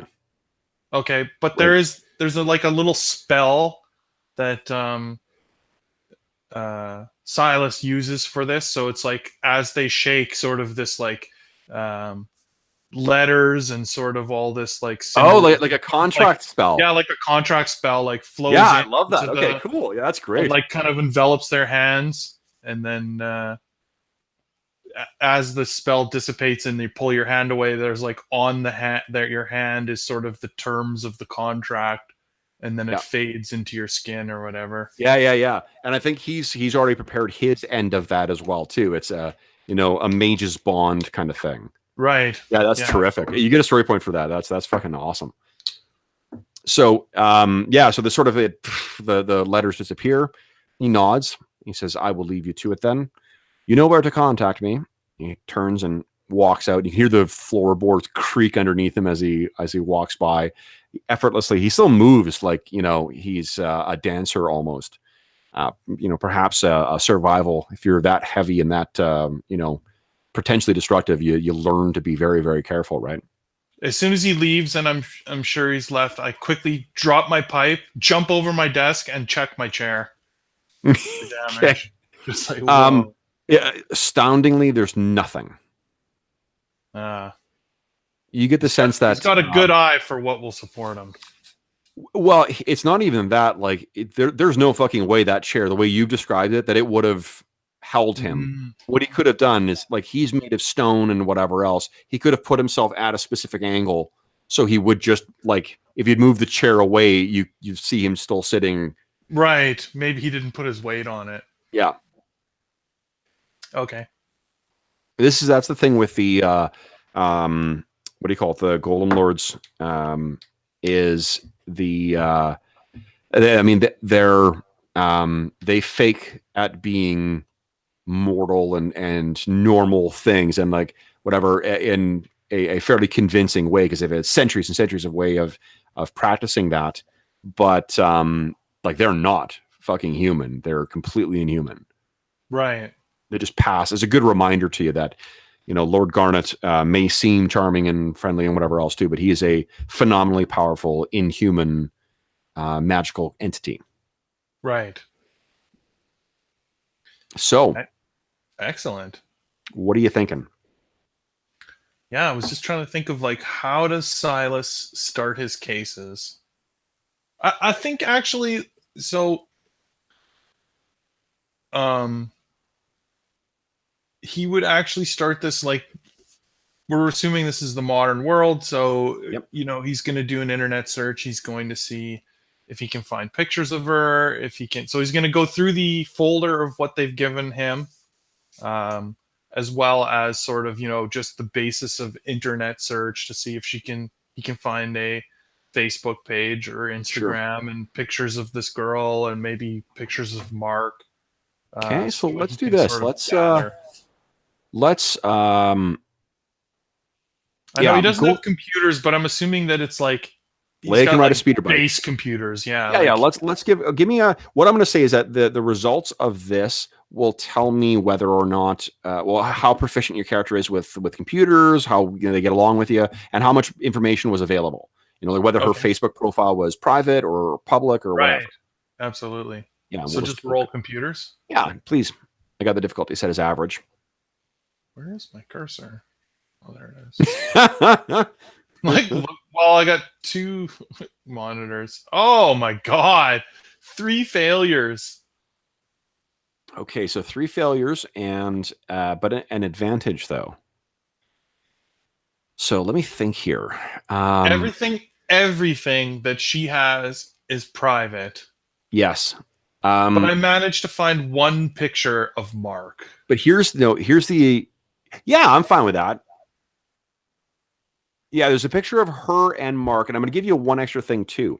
So what you've got is you see that in the profile picture, she seems to be wearing a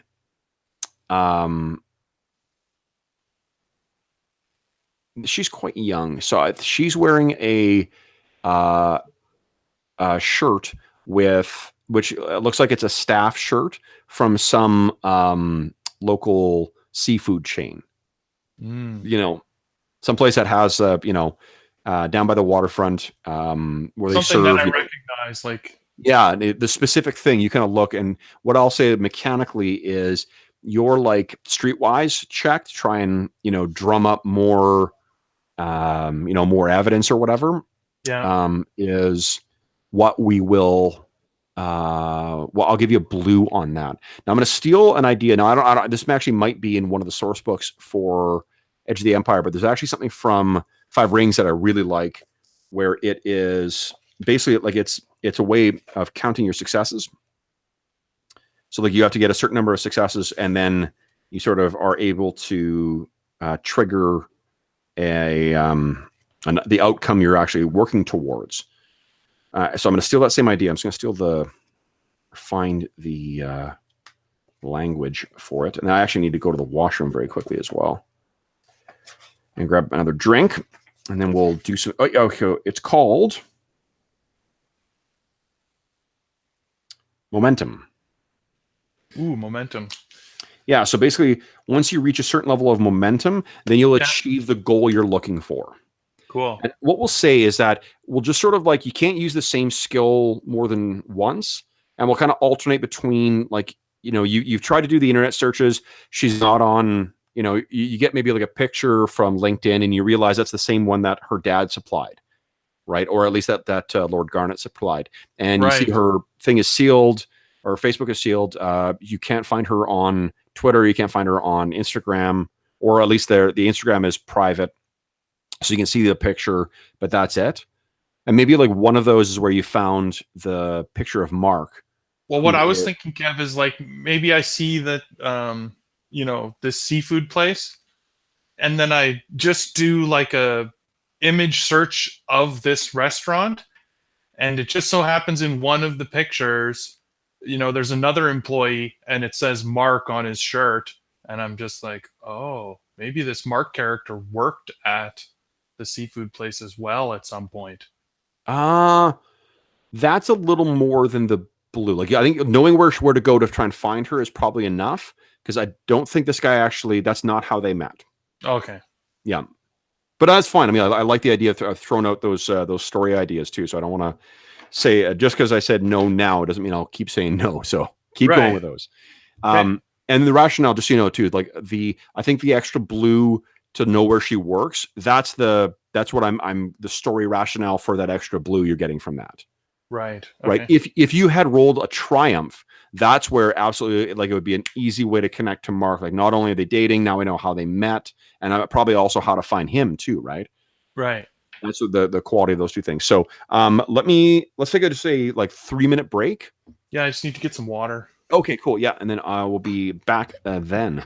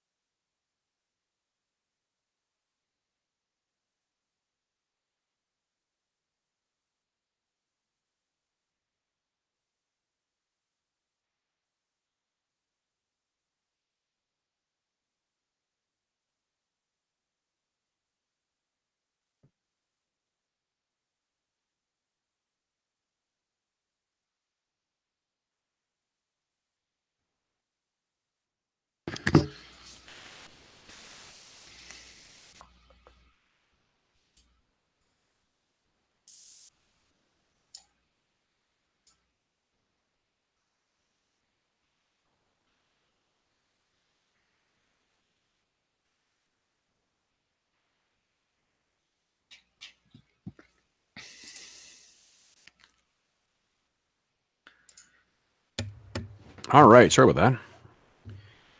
Okay, so what? I'm guessing you're going to get a good night's sleep,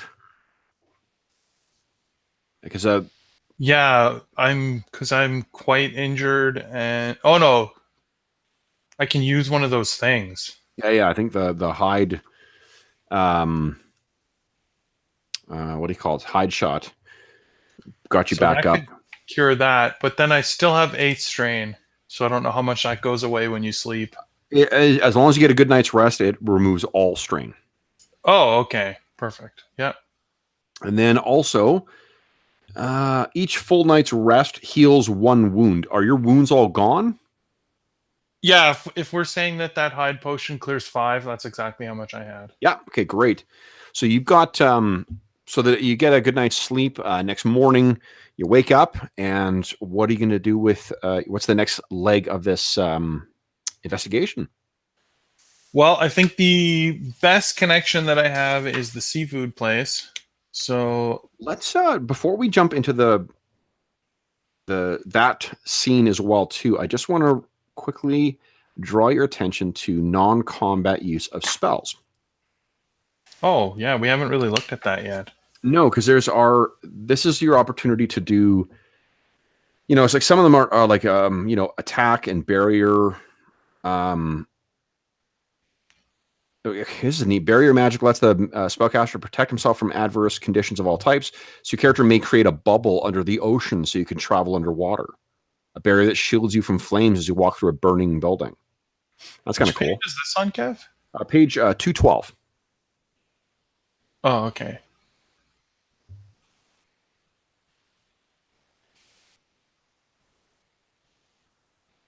Okay, that's And I pretty think cool. the utility is probably, but there's not a scry spell. It's interesting because like in the community, people have added other things like, an illusion spell, a shape changing spell, teleportation spell, where there's, similar thing where there's a bunch of different effort and stuff underneath it. And I think I would add those in addition to this.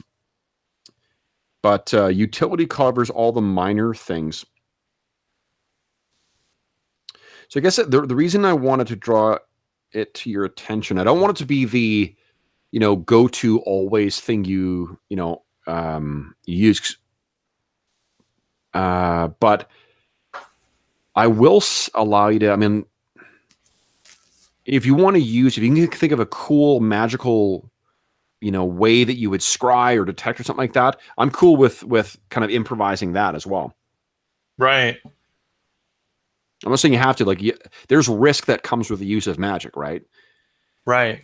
So I think that your character will probably know that that's why you can't use magic for everything, is because there's always some potential of something going wrong. Well, and there's also strain involved. So, Yeah, that's true.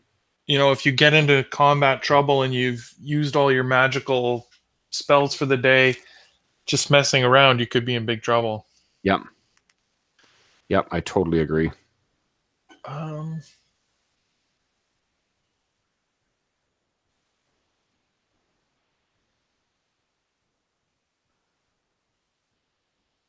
Maybe he's got a, like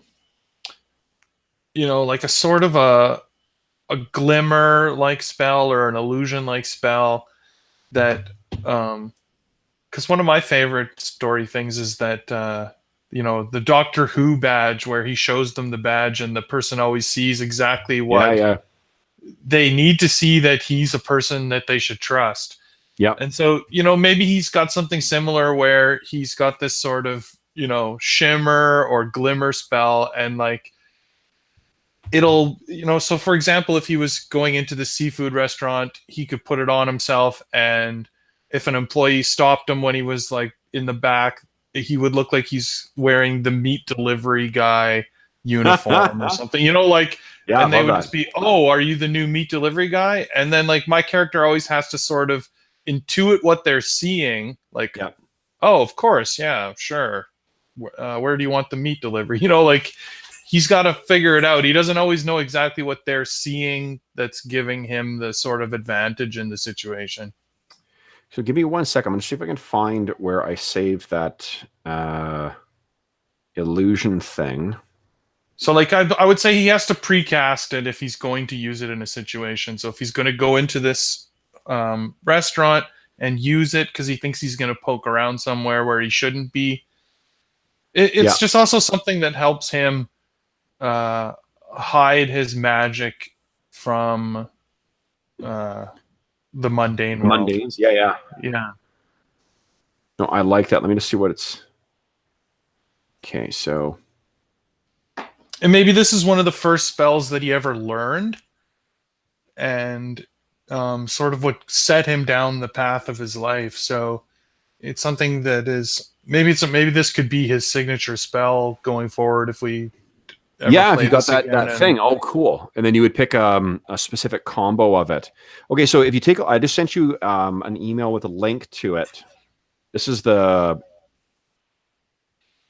and I haven't, to be honest, I haven't really read any of the particulars in it, but we'll just use it as is for now and see what it can do. So the basic spell allows you to create wondrous and even frightening images and manifestations that, while seeming real, are images and sounds. So that's the traditional minor image or whatever in D&D. Excuse me, D&D. A shroud would allow you to change it.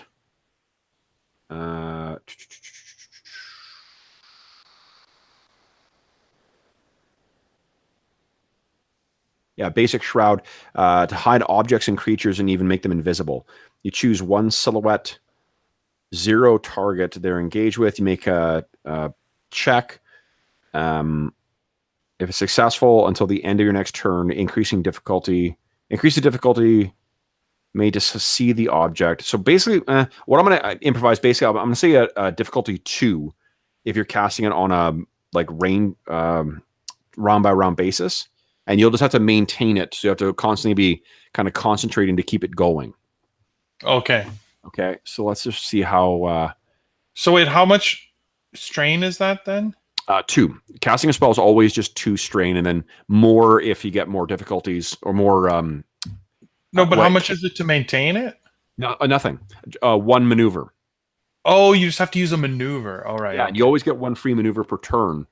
So it just means you're using up your maneuver to maintain the concentration on this. So you'll always have a vaguely distracted kind of look to you. Right. So let's see how successful the spell was, though. Go ahead and give me a roll. Sure, let's cast it. Ugh. Okay. All right. So as far as he knows, it's been working, right? Right. This is like one of those, like, he casts it and he won't know until basically it's triggered. Yeah. So let's see if it's actually necessary. Because fortunately I'm assuming that's his sort of like backup from the way you described it. That's his like plan B. If someone challenges him with, why the fuck are you back here? Right. Or if he ends up needing to go somewhere that he shouldn't go, or he's challenging someone and they're like, who are you? Why are you here? Sure. Like that's when he would sort of trigger it. It's a defensive sort of spell. So let's do this here. I'm going to set a difficulty of the search. Oops, wrong thing.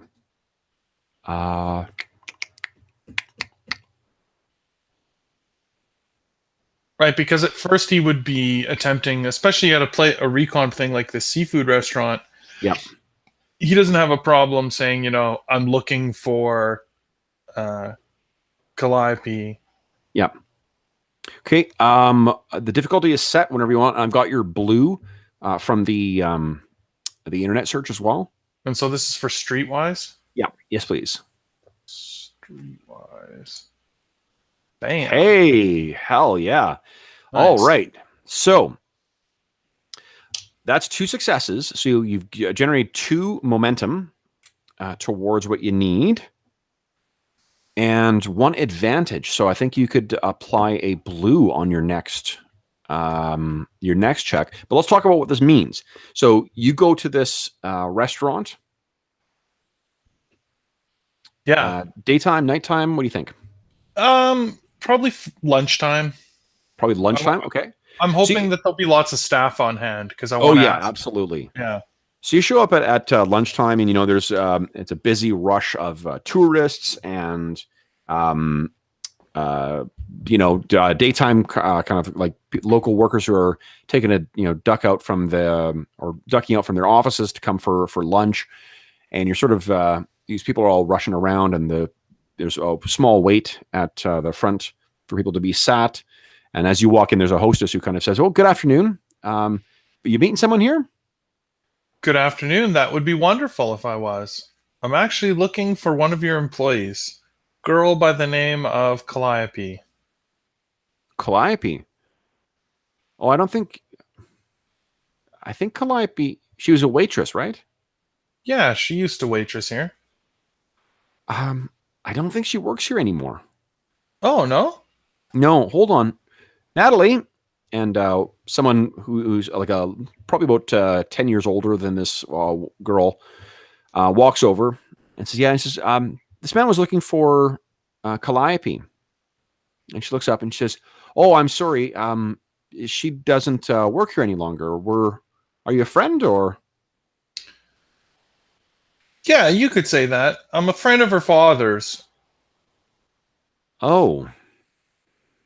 Yes, she seems to be in some sort of family trouble, and he's very concerned, and he's asked me if I could help him find her.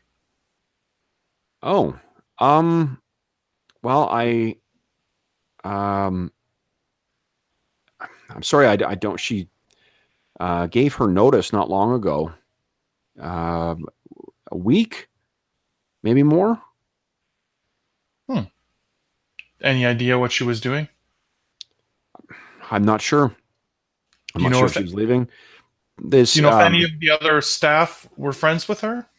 And sort of people are, kind of, you two have stepped to the side now as sort of the lunchtime rush is going on.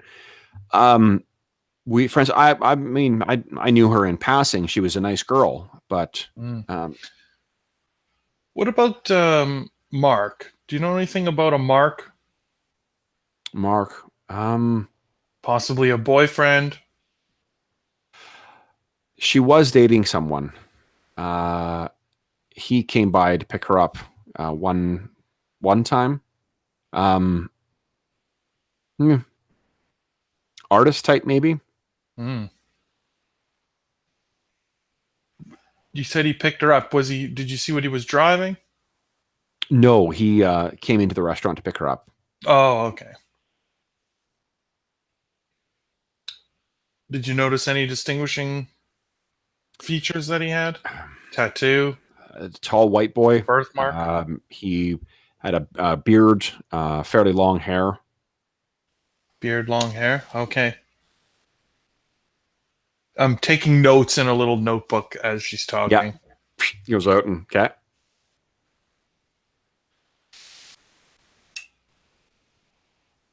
Okay, well, you wouldn't happen to have any address or anything for her. I could. I mean, I can't give you any. I can't give you anything from her personnel file. I mean, that's confidential. Right. Of course. If you push this, you might be able to just from the dice result. You do get some. You got you got some way with her. So if you want to push that in the scene, you can do that. Right. Well, her father believes that she could be in danger. So, if anything you could do to help me to find her, you may be saving her life. Why don't you give me a charm check here? Let's see. And I'm going to give you one situational blue as well. Ready? Ready when you're yeah. Ooh. Okay. So she sort of, smiles and looks at you, and she's a Latino girl who's in her. I mean, she's not a girl; she's in her mid 30s. She kind of smiles and says, "Well, if it's to help her out, I can give you the address that we sent her last check to. That's fair enough. Just wait here." And she heads in the back, and she's gone for a little bit. The smell of like the seafood and whatnot in the restaurant is pretty. You're wishing you had time for for lunch. You collect a bunch of stuff, or she's gone for about maybe 15 minutes, and then she comes back with a little scrap of paper with an address written on it, and the a telephone number as well. Mm. And she says, "If you have any other questions, my name's Sonia." Sonia, yes. I'm guessing this is your phone number, Sonia? It is. You can reach me direct there. He takes his cell phone out of his pocket and he puts a contact in for Sonia and puts her phone number in there. Nice. And places the cell phone away. Okay. Yeah. He just knows that makes people feel that this is much more important than if he just keeps it on a scrap of paper. Yeah. So he's basically buying trust with Sonia. I'm going to say with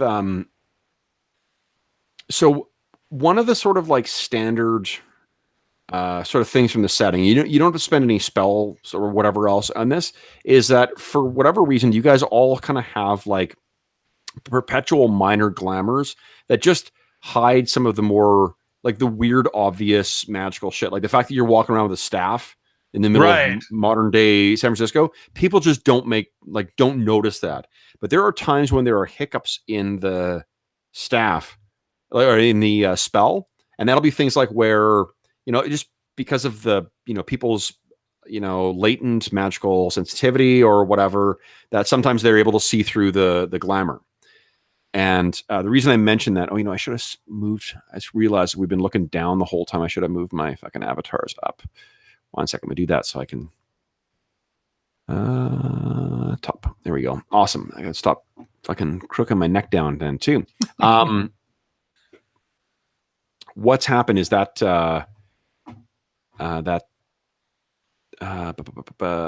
complication, or not complication, the threat that you rolled earlier. You kind of look over and you see there's one guy who's sitting at a table near you who's kind of clearly staring at you like, what the fuck are you doing? Okay, I'll like, he's clearly just does he look like he's an employee or just a I think you've probably experienced this before where there's just some times where there's a hiccup in it and they'll see you doing magical shit, or they'll see like a goblin walking around or whatever. Right, like instead of like my spell hiding me, it's like highlighting me. Yeah, exactly. Okay, so I'll sort of clue into this and be like, in cases like this, he'll actually, like end the spell. He'll point past the guy and like make some obvious gesture like, oh, and then as soon as the guy turns for a split second, he'll like snap his fingers and just end the. So if the guy looks back at him, he'll just look like himself now instead of whatever wrong effect he was seeing. It's more the fact that you're like, what that's not. So your spell is the thing that actually hides you as someone else, right? Right. That's an active thing you do. I'm saying in addition to that, you always sort of have a constant glamour. So like you don't have to cast a spell. Oh, I see what you're saying. Yeah. Your spell is like that psychic paper where it's like there is a specific advantage you're getting out of right. But what it is just that it's to explain why you can walk around with your staff or your glowing red ring or whatever else. Is just there's this perpetual I think they call it like a banal glamour, where it's just it makes you look like a normal. They just don't notice the staff or the fact that you're a dwarf, or that it's a golem lord. Right. Their so I'll just say to Sonia, if I'm noticing this, I'll say, I really got to be going. I just can't waste any more time here. I got to find. Of course, that's it. You're busy. Yeah. Of course. Thank you again for your help. No. Call if you need anything, and you sort of make your way out the door. And the guy at the table still kind of like craning his head, trying to see you. And you walk past the glass, and he's looking at you, and you can see his dining companions are like, talking to him like, "What are you doing? Hey, pay attention." And he's still kind of like, I tap the glass window with my staff and sort of make a face at him. And he turns back to them. It's kind of like, you can't hear what he's saying, but he's gesturing something. Like, that guy. Yeah, they think he's crazy. So, what's the next stage of Silas's investigation? Let's see. So, like, how do contacts or like some kind of a network or anything like that work in this game? Like, would I have resources? So now I have an address and a bit of information. Is there any other person I can work with? Yeah. So one thing you could do is you could sort of proactively spend a story point to trigger another contact. So if there's a contact you think you might be able to, follow up with, or who might be able to give you better insight or better benefits or something like that. You could do that, or you could try and come up with I'm just saying that you could go back to using Streetwise again after you try something different. I don't want you using the same skill each time. Right. Well, I'm going to spend a story point, Kev. Okay. And I'm going to say that my cousin is a police officer here in the city. Yep. Okay. And he's someone that I would go to when I have a case that involves something like this, a mundane person. Like, this is sort of a non-magical case, or at least the part I'm working right now, it's just a normal missing person. So Yeah. Okay. So let me see here. I'm going to set the dice pool. So who is this guy? Is it a guy? I shouldn't be sexist. Is it a guy or a girl? yeah, his name is Ryan. Ryan. Okay. All right. And is it Ryan Black, or is he? Yeah, it is Ryan Black. Where is it that you always meet up with Ryan? Like cop bar? Is there a place he always has lunch? I'm gonna say that I bring him lunch.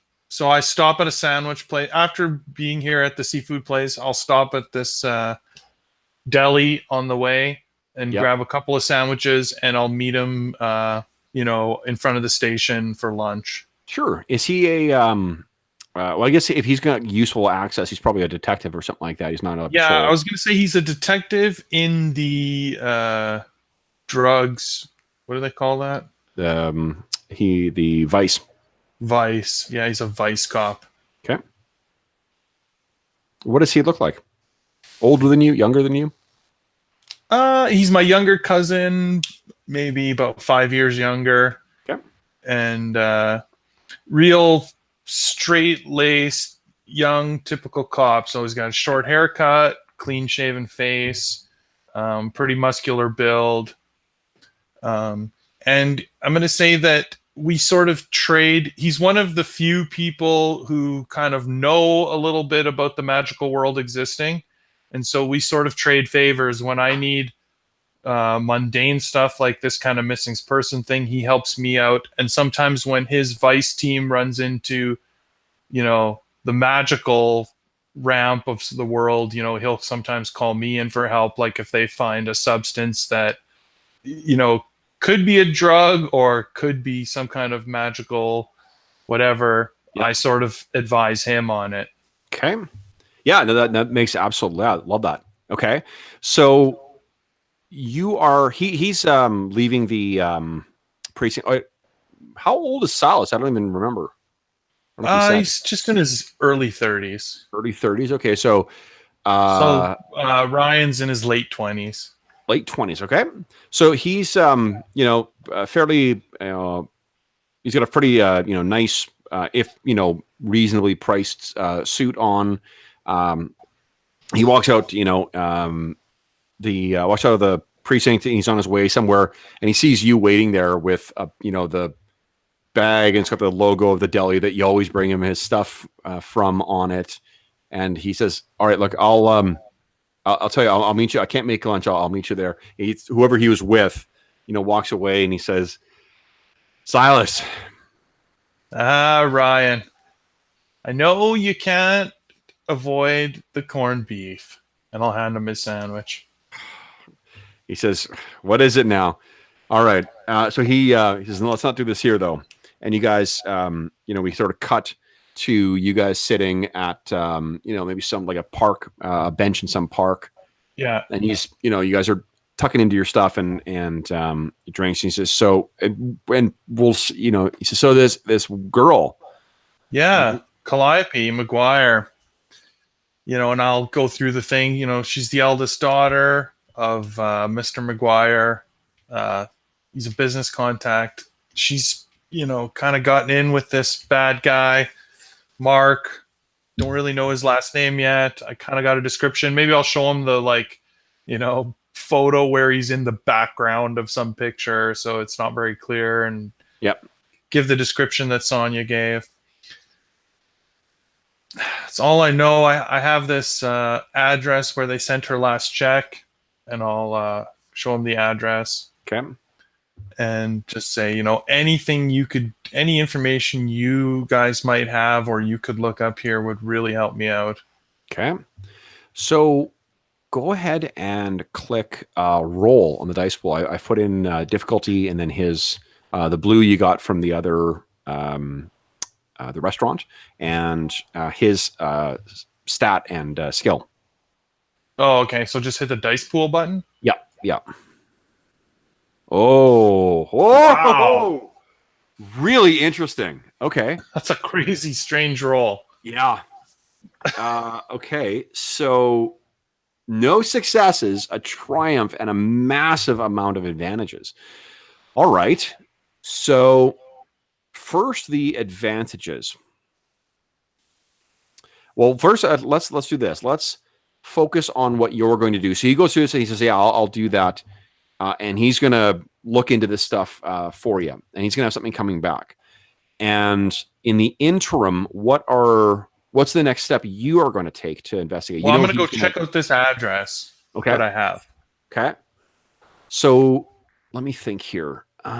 Skill wise. Well, that could either be stealth or streetwise, depending, I guess, on how I'm checking it out. Yeah, so you're trying to shadow the place, I guess. Yeah, like stealth would be if I'm just gonna try and shadow it and see if she's gonna show up there. Yeah, it's you on stakeout or whatever, right? Yeah, it's a stakeout. Yeah. Okay. Cool. Let's see what you garner from that. All right. My stealth's actually not that great. Oh. Now, remember you have your. I don't know how many story points you've got left. But, I have 2 right now. Okay, cool. So you could re-roll that if you want. I mean, it's a difficult roll. It is a difficult roll. I think I'll save that for when I have using a skill that I'm maybe a little better with. Okay. So well, that's another thing you could do. You could upgrade your roll. I mean, you have to re-roll. You have to spend 2 story points on to upgrade and re-roll. But like going forward, whenever you upgrade, a green becomes a yellow. Yeah, or you add an extra green. If all your greens become yellow. Yeah. Okay. I'll remember that. Okay. So, you're lurking outside that, the building, and there's like the whole rest of the day and night you're camped outside there, and no lights go on in that building, and there's no, you got no sign of her going in and out. She incidentally, the picture is kind of like, do you remember who Rebecca Gayheart was? I mean, she's not like, she's still around and she's still an actress, but she was a big deal in like the mid 90s or late 90s. The name sounds extremely familiar, but yeah, if you do a search of it, she's got a real distinctive look to her. And I can't think of what the fuck she was in. She was a Noxema girl for a while too. She was originally cast as Inara Sarah on Firefly too, and then it just wasn't a good fit, so she ended up leaving. But that's what she looks like. She was in Nip Tuck as well too. She was on a season of Nip Tuck. Oh yeah. That's a terrible fucking show, but it's she was on that show. Yeah. I know. Okay. But you're sitting there and you're kind of waiting, and no one's showing up, and you're looking at this address, and it dawns on you, oh, you know what? Mail. This is her mailing address. You know what you could do is maybe try skullduggery to kind of like break in there and search the mail. Yeah, sounds good to me. Okay, and that's your advantage. Will be fuck it. I'll give you a blue on top of the little suggestion as well. So why don't you give me a skullduggery check? Let's see what how successful that goes. Oh! Holy! Awesome. Okay, amazing. Cool. So I love despairs, but it's a success though. So this is the thing. As an aside, this is the thing that is just so fun about these narrative dice games is getting these really interesting, like succeed but also really fail. But it's not succeed but also major complication kind of stuff, right? Right, like absolutely. It's to me, they're just different ways of driving the story forward. It is, and that's the Yeah, I mean, like I want to do a post game kind of debrief in about 15 minutes.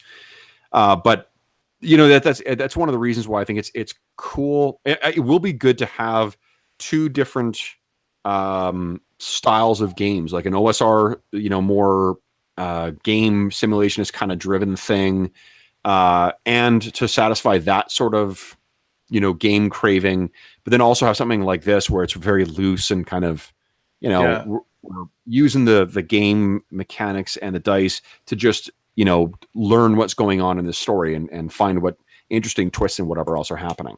Absolutely. So anyway, so Sean says no successes with a triumph equals the Jar Jar. Totally. That's totally it. That's hilarious. Oh shit. Okay, so here's what happens: is you sneak into this building, and it's sort of like a one of these crappy old apartments where there's a main entrance, and then it leads up to like a set of crappy old elevators that bring you up to each floor, and there's long walkways that get you down to each apartment. And you're able to sort of surreptitiously, make your way past while someone is coming in. You sort of nod and walk your way in. You walk your way, you make your way over to where the row of what do you call it? The row of mailboxes are, and there's you have to kind of like stall for a little bit until you're going up and down, and then you find the number that's on there, and it's that, like, those printed labels that were really popular like in the 80s. You'd print it off and it'd have like that black tape with the raised white lettering. Yeah. That's what's on there to label each of these things. Like, that's how old and crappy this place is. And a bunch of them have the labels peeled off. You get to one, and you see that it's the one that corresponds to the address that you were given. What do you do to open this thing? Like, do you have lock picks or something like that, or do you use like a small like unlocking cantrip or like I think this is exactly the kind of case where he would just use magic. He wouldn't bring lock picks or any of those sort of traditional things. It would just be like tap his staff on it and open it up. Open. Okay, so why don't you give me a Arcana check? I set the difficulty for it.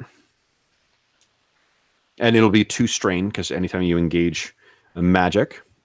Yeah, easy. It'll be 1 strain if you want to apply that advantage. Absolutely. I think that's the best use. With 2 successes, is there some other neat effect you could... I could say, if you want, you can close it and seal it, and it'll lock back up again. Yeah, like it's undamaged. It is. Yeah. Okay. It's as if I use the key. Exactly. Yeah, totally. So you speak a word, and it drops open, and you can see there's a bunch of mail in there. What you've done is, with your 1 success, you've generated some more momentum in the investigation. Nice. And you hear from the other end of the hall, "You don't live here." No, I don't. I'm getting my friend's mail. What's your problem? "Who's your friend? You ain't her friend." It's this old black lady who... Calliope? Of course Calliope's my friend. Who are you? "You ain't a friend of Miss McGuire." Damn rights I am. Ooh, and she's kind of like looking at you, and she's not sure she trusts you. Why don't you give me a... I'm just going to set an average difficulty, and go ahead and give me... Actually, you know what? I'll use that... the threat to give a black on it. Give me a charm check. Let's see if you can sweet talk this old lady. Buh. Yeah, boy. Now that's just 2 threat. If you spend a story point, you can get a success. Yeah, let's spend a story point. Okay. So I think she caught you as you were activating the locking spell, and I'll just give you 2 more strain for it. So just sort of like she fucked up your concentration, and you kind of, oh no, and you gesture, and she doesn't. You sort of put your arm up on the wall, and she doesn't see the thing close and like and lock on its own. and you're looking down. You're not looking down at her, but you're looking, at her. And what do you say? Have you seen Calliope? No, I ain't seen her in a while. Yeah, I've been looking all over for her. She's missing. I'm very worried about her. Well, she's got that boy with her. She should be okay. Mark? Dotes on her. Like, I don't know his name. Tall boy, skinny one. Yeah. You think he's the protective type? He seemed nice. Yeah, I thought he was a jerk. What do you know from jerk? Jerk. And she turns kind of like huffs and is kind of muttering away to herself, about you. And as she's walking away, she walks down and she's clearly like the first apartment down. So she hears everybody kind of coming in and out. Right. She goes in and the interior of this place has got like black and white tile on the ground. There's that long, corridor leading in. There's a big staircase right to your right that leads up and into the building. There's so you could use the stairs to get up. There's elevators right in front of you, and then there's the hallways going down in each direction. You turn and you're about to go out, but then there's a like flickering of the light, and you can see that the light sort of, all the lights sort of dim, and you can sense that there is that you've got that sort of like hairs in the back of your neck kind of thing, as you can detect the presence of something supernatural. And you're kind of looking around, and at the as the sort of the light bulb above you sort of is flickering, you look up, and there's sort of like the light bulb dims down to the point, so it's only really like a little like glowing nub at the end of the filament, and really the only light that's coming in here at this point is the light that's coming through the big glass doorway at the entrance. So you kind of look, over there, and then you look up and you can see that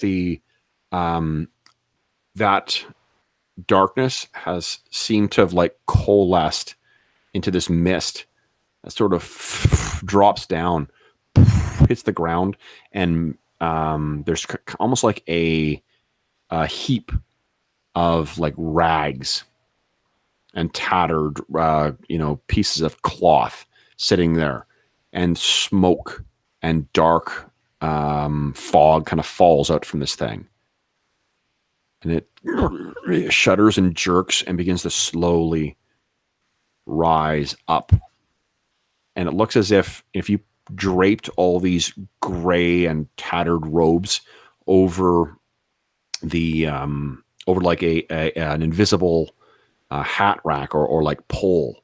That's what this thing would seem to be like, propelling itself on. And as you see the two, basically like two sections of the robe of these, not robe, but like, rags and whatever else kind of raise up with still more of that blackened smoke and fog kind of falling out of it. And you then see that single light, that same sort of nub you saw.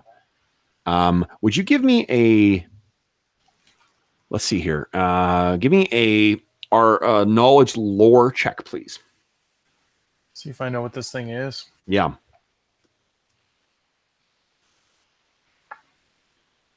Ooh. Interesting. Okay, so you know what this this is the basically it is a spirit, undead spirit that is bound to basically like a trap, to try and wait to basically to like not discover, but like to chase, I guess, or to track down a kind of like an undead bloodhound. To once something triggers the manifestation of this thing, you cannot shake the pursuit of this thing. It's like a magical bloodhound. Yeah, like common, the common sort of phrase for these things are chase wraiths. So what are you? They are generally, they're not natural, or at least like supernaturally natural creations. They're the creation of some kind, someone with some kind of necromantic skills. And what I'm going to do with those two, I'm going to give 2 blacks on your next roll to reflect the sort of like, oh fuck, reaction that you're likely having. And do I think it's here to follow me? You did something here and it triggered. This is not something that would naturally occur, and these things are clever enough to conceal themselves and strike when the prey or the whatever is their quarry is most vulnerable. Interesting. Okay. So let's roll initiative. So for them, Chase Wraith's got, what has he got?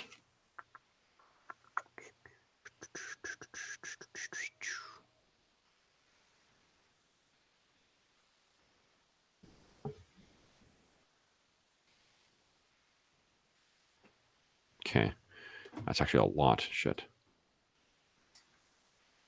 I'll let you roll yours, and then I'll roll. I've cleared out the dice pool, so there should be nothing. I'll just roll mine offline here.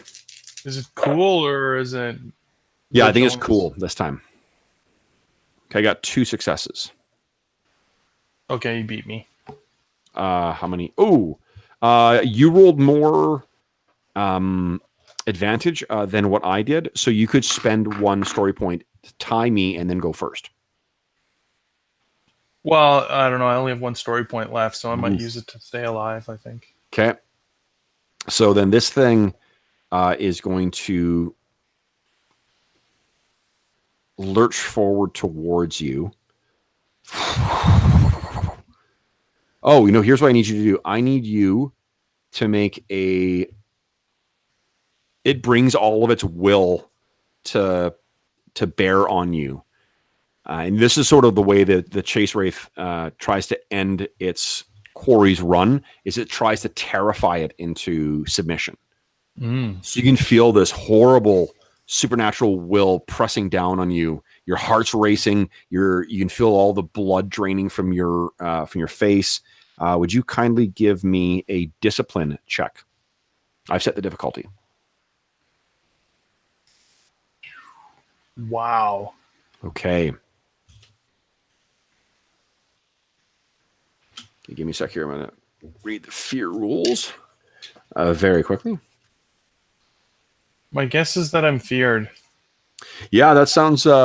you distinctly failed, and you got 1 a despair there. Not despair, 1...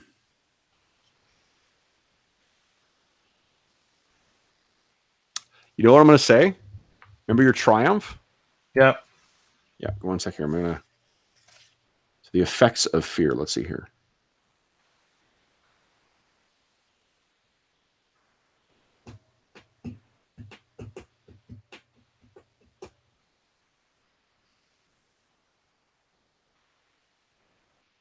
We only got... You only got 1 despair.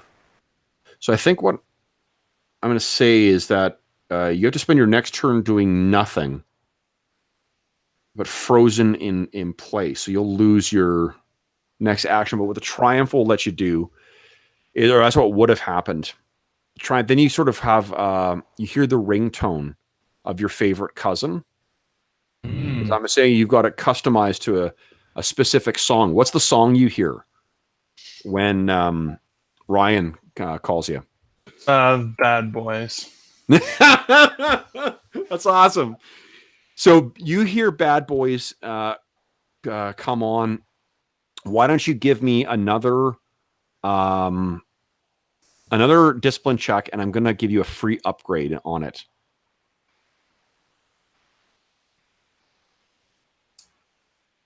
Oh, wow. Okay. So, but no failures. No failures. So you could, in theory, if you want, spend your last story point to get a success on that. Yeah, let's do that. Okay. So you take 2 strain. You kind of, what is it you're going to do? Just add my strain. So this thing seems to be like completely filling the whole hallway. Like all those rags have somehow multiplied and spread out. So it's like almost an entire like curtain looming down on you. And then you hear, bad boys, what you gonna do? Which completely undercuts the terror this thing was trying to instill in you. And what are you gonna do?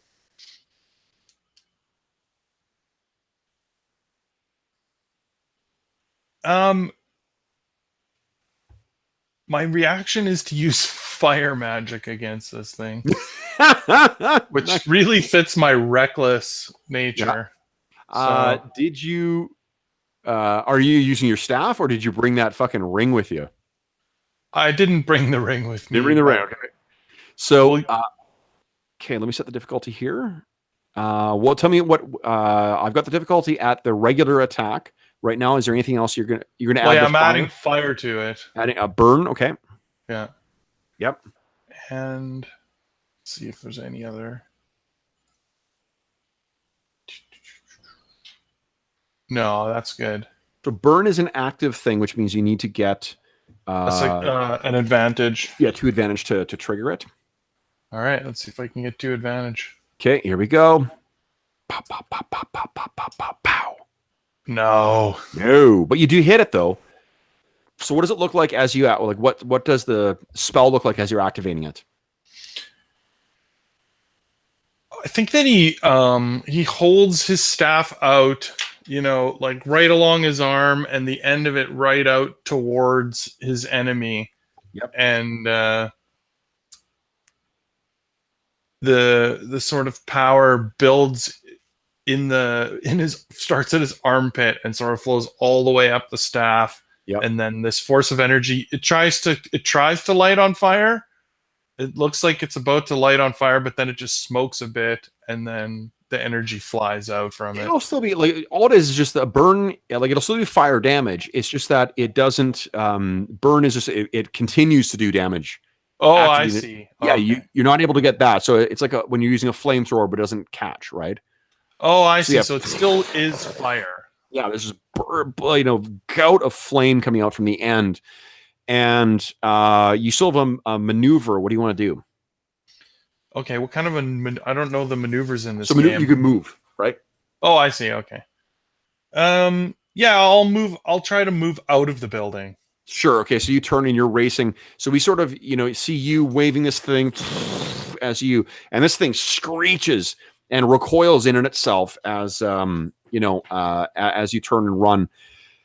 And as you, burst through the door, that's where we will leave the session with Silas bursting his way through the door, the chase wraith coming close behind him. And we'll see what happens to him another time. Awesome. So let's just very briefly do a debrief of this.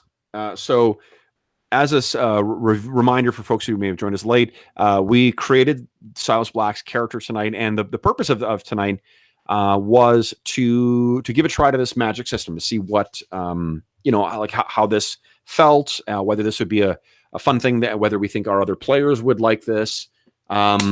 What do you think? I really liked it. This is right up my alley as far as games and mechanics, play style. I would certainly play it again. Mm-hmm. It was cool. Like I like the I really do like the ease with which you could flex up, like you could handily come up with new spells too. See that the improvised part is really fun to me. I honestly like that aspect of Magic much better than sort of the traditional D&D pull from your spell book. These are the things you know. Yeah. Like I like the idea of Magic as a mutable force like that. Hmm. I think that's more fun and more magical. Yeah. When I think that the like you quickly began adding specific flavor to your to the types of spells you were doing too. Absolutely. Like You know, to me that's a lot more fun than just doing the same thing over and over again. well, I guess because I mean, for what I mean by that is that um the problem, though, the thing I was a little bit concerned with is like, how would you know the difference between one mage and another mage, right? And I think that the answer to that is their implements and their talents, right? Right. Like knowing knowing that signature spell, like you put together a specific combo, and then it becomes one difficulty easier for you. Like if Silas was going to spend his experience to gain a signature spell, how do you think what spell do you think he would be building? Yeah, like I think I would be going along the lines of what I was saying of working on that sort of shimmer spell or whatever that he uses to his magical paper spell Yeah, yeah, of getting into locations and having them believe that he's someone they should be giving information to. yeah. So I think that's just such a fun idea for a detective. Oh, totally. And I think it's and it's a great example. I mean, I guess of like for the for if we were going to run this on a regular basis, one of the things I think I would change is I would add those extra kinds of spells in. You know, like add in illusion, teleportation, shape shifting, things that aren't expressly covered by these spells, and then I would Right. restrict them to certain kinds of magic. So, like a druid could only use shape shifting, right? What do you call it? Hey, Hambone. Good. How are you? um, and something like that, like so that there are ways of reinforcing the flavor. Although, Right. they do provide like the fact that you couldn't heal and that you couldn't augment. If you're playing a paladin or a cleric or something like that who could use divine, or a priest who used divine, that would be different as well. Right. You know, True. so yeah, that's cool. I'm really pleased with how the magic felt, and I'm looking forward to our next. We do have a playtest with James at some point to see what he thinks of this system as well. What do you think of I guess like I didn't I think really the have. game. Go ahead. I'm a big fan of this kind of world too, like loosely based on reality. Yeah, Um, it's easier to picture too, right? Like, it's easier to picture. It's easier to tell the stories and come up with like what would you do scenarios. Like what would you do in this situation? Because you can treat it like the real world. When you're in a medieval setting, sometimes your answer to those questions maybe isn't even realistic. yeah. Yeah, and I mean, part of that comes with the level of like how cosmopolitan the setting is too. Like if our Barrow Maze setting is full on fucking medieval, right? Like it takes you a long time to get between settings and whatnot. So you couldn't run something like a complex investigation would have to happen in either a really, really big city or just not at all, or it becomes Right. a small town, investigation. The But a setting like Eberron, where there are, things like newspapers and there's trains and it's a more cosmopolitan and advanced society, or more developed, I guess, urban society that feels you probably could run something closer. But I agree. Like it's the modern day stuff. There's something very cool and easy to understand. Like you don't need to go through the in the kingdom of Bloodyfock, it's actually blah blah blah. Right. Yeah, Absolutely. you're not hitting up against invisible barriers in the fiction. So, yeah.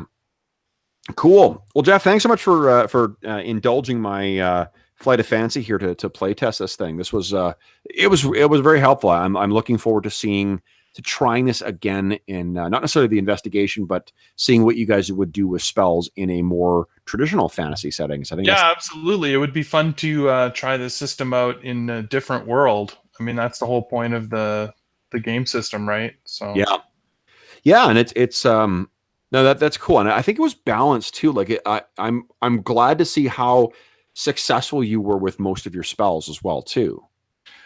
I find that that's a better mechanic where most of the spells work, and then there's strain, there's negative effects that happen, but Yeah. if you're just constantly failing at a spell, it's just not a very interesting game in a way. No, it's not a lot of fun either. Like, why you're Right. playing a spellcaster then? Right. It's better when the spells go off, but you're limited in how many you can do Yeah, because of the strain, and they and it didn't you're feel unbalanced either. Like you didn't feel like a superhuman. You just felt like you had some cool stuff you could do. Right. right. And actually, I think the strain works very well for that aspect of not making you feel too superhuman, because you are very limited in how Yeah. many spells you can do before your strain is causing you a problem. Mm-hmm. And Loved your use so, of your heroic ability too. That was really great. To add your cousin. oh yeah, that's awesome. Yeah. I see story points like that always make a lot of sense to me in a game, like where we're sort of sharing the story load, so to speak, of Yeah. running the whole game. Not that you take over, but just that you can make suggestions, and there's an actual game mechanic that um, can make them real in the game. Well, it's interesting too to have something that is such a diametrically different a world where we're both collaboratively creating and and what do you call it? Not shepherding, but caretaking, I guess. Whereas, like in the Barrow Maze campaign, my role is to, present a believable and reactive world, and not to root for you guys. Like I as a DM want to see the player succeed, but I'm not like juking the stats or trying to make things easier for you or whatever else. I'm just trying to. My goal there is a believable, reactive world. In Right. in this, the goal is a fun story. Right. Is we're both trying to do things to make the story fun. Yeah, and I find that really that's that's pretty cool. Like it's I'm not saying one's better than the other, but it after being away from a story game for such a long time. Last Saturday's Star Wars session and this was a lot of fucking fun to return to. I think that, like, I guess the way I would put it is when we're playing a game that's much more like old school gaming, Yep. a lot of your role at times is like, the referee or the umpire or however you want to think of it. Yep. And whereas when we're playing a game like this, I feel like we're just two sides of the same coin. And as much as you're trying to entertain me, I'm trying to entertain you. Yeah. Like, I'm And trying it's a to come different up with fun story things that you enjoy. yeah, and that's something that I think is um that's something that's fun with this style of play is in a different way. Like the thing with the old school style play is the seeing the random encounters and seeing the random plot development and shit like that. Like that's fun to me because it's I'm never sure what you guys are going to do. I'm never sure where we're going to go and see what story comes out. This there is a story that's going on, but I like being able to seed some of the story elements to you guys because it's fun seeing what elements you guys add in. Like if this Right. was an ongoing campaign, Ryan becomes a regular resource you can draw on, right? Right. And that's something that's interesting. So cool. Well, anyway, that's excellent. I'm gonna go and get some very late dinner because I had a couple things to eat, but I'm fucking starving right now. So I'm gonna go to a takeaway. But thanks for playing tonight, Jeff. This was a really a lot of fun. I really enjoyed this. Yeah, me too. So for those listening at home, thank you so much for joining us for this playtest of the Genesys magic system. And thanks especially to Jimmy and Sean for helping out with the character creation, with the gameplay. That you guys were a big help here for suggestions, and Sean for the setting as well too. I appreciate the offer of helping with the San Francisco set dressing. So if you have any comments, questions, or concerns regarding the session, please don't hesitate to leave a comment in the comment section below, and I will endeavor to respond in a timely fashion. If you want to reach me a little faster, you can reach me on Twitter at Dungeon Musings, all one word, plural, and you can reach me at Gmail at dungeonmusings@gmail.com. You may also notice that there are links in the description of this. One of those links is to the Heroes Save Villages charity campaign that we are running on the channel. This is something where we've paired up with the SOS Children's Villages International charity. It's a really terrific organization that provides benefits and advocacy for children living in very high needs and very difficult circumstances, kids who really aren't having an opportunity to be kids. If you click through the link, you can learn all about the Heroes Save Villages campaign and SOS Children's Villages International. You also have an opportunity to donate. All donations go directly to SOS Children's Villages International, and you have some pretty neat options on there that'll allow you to add different things to the to games, or to rather participate in the games we run on the channel. And if you donate $100 Canadian, you can actually have me run a game for you. I will run a 4-hour session for you and anyone you want to play of any game you want to, any game that I own.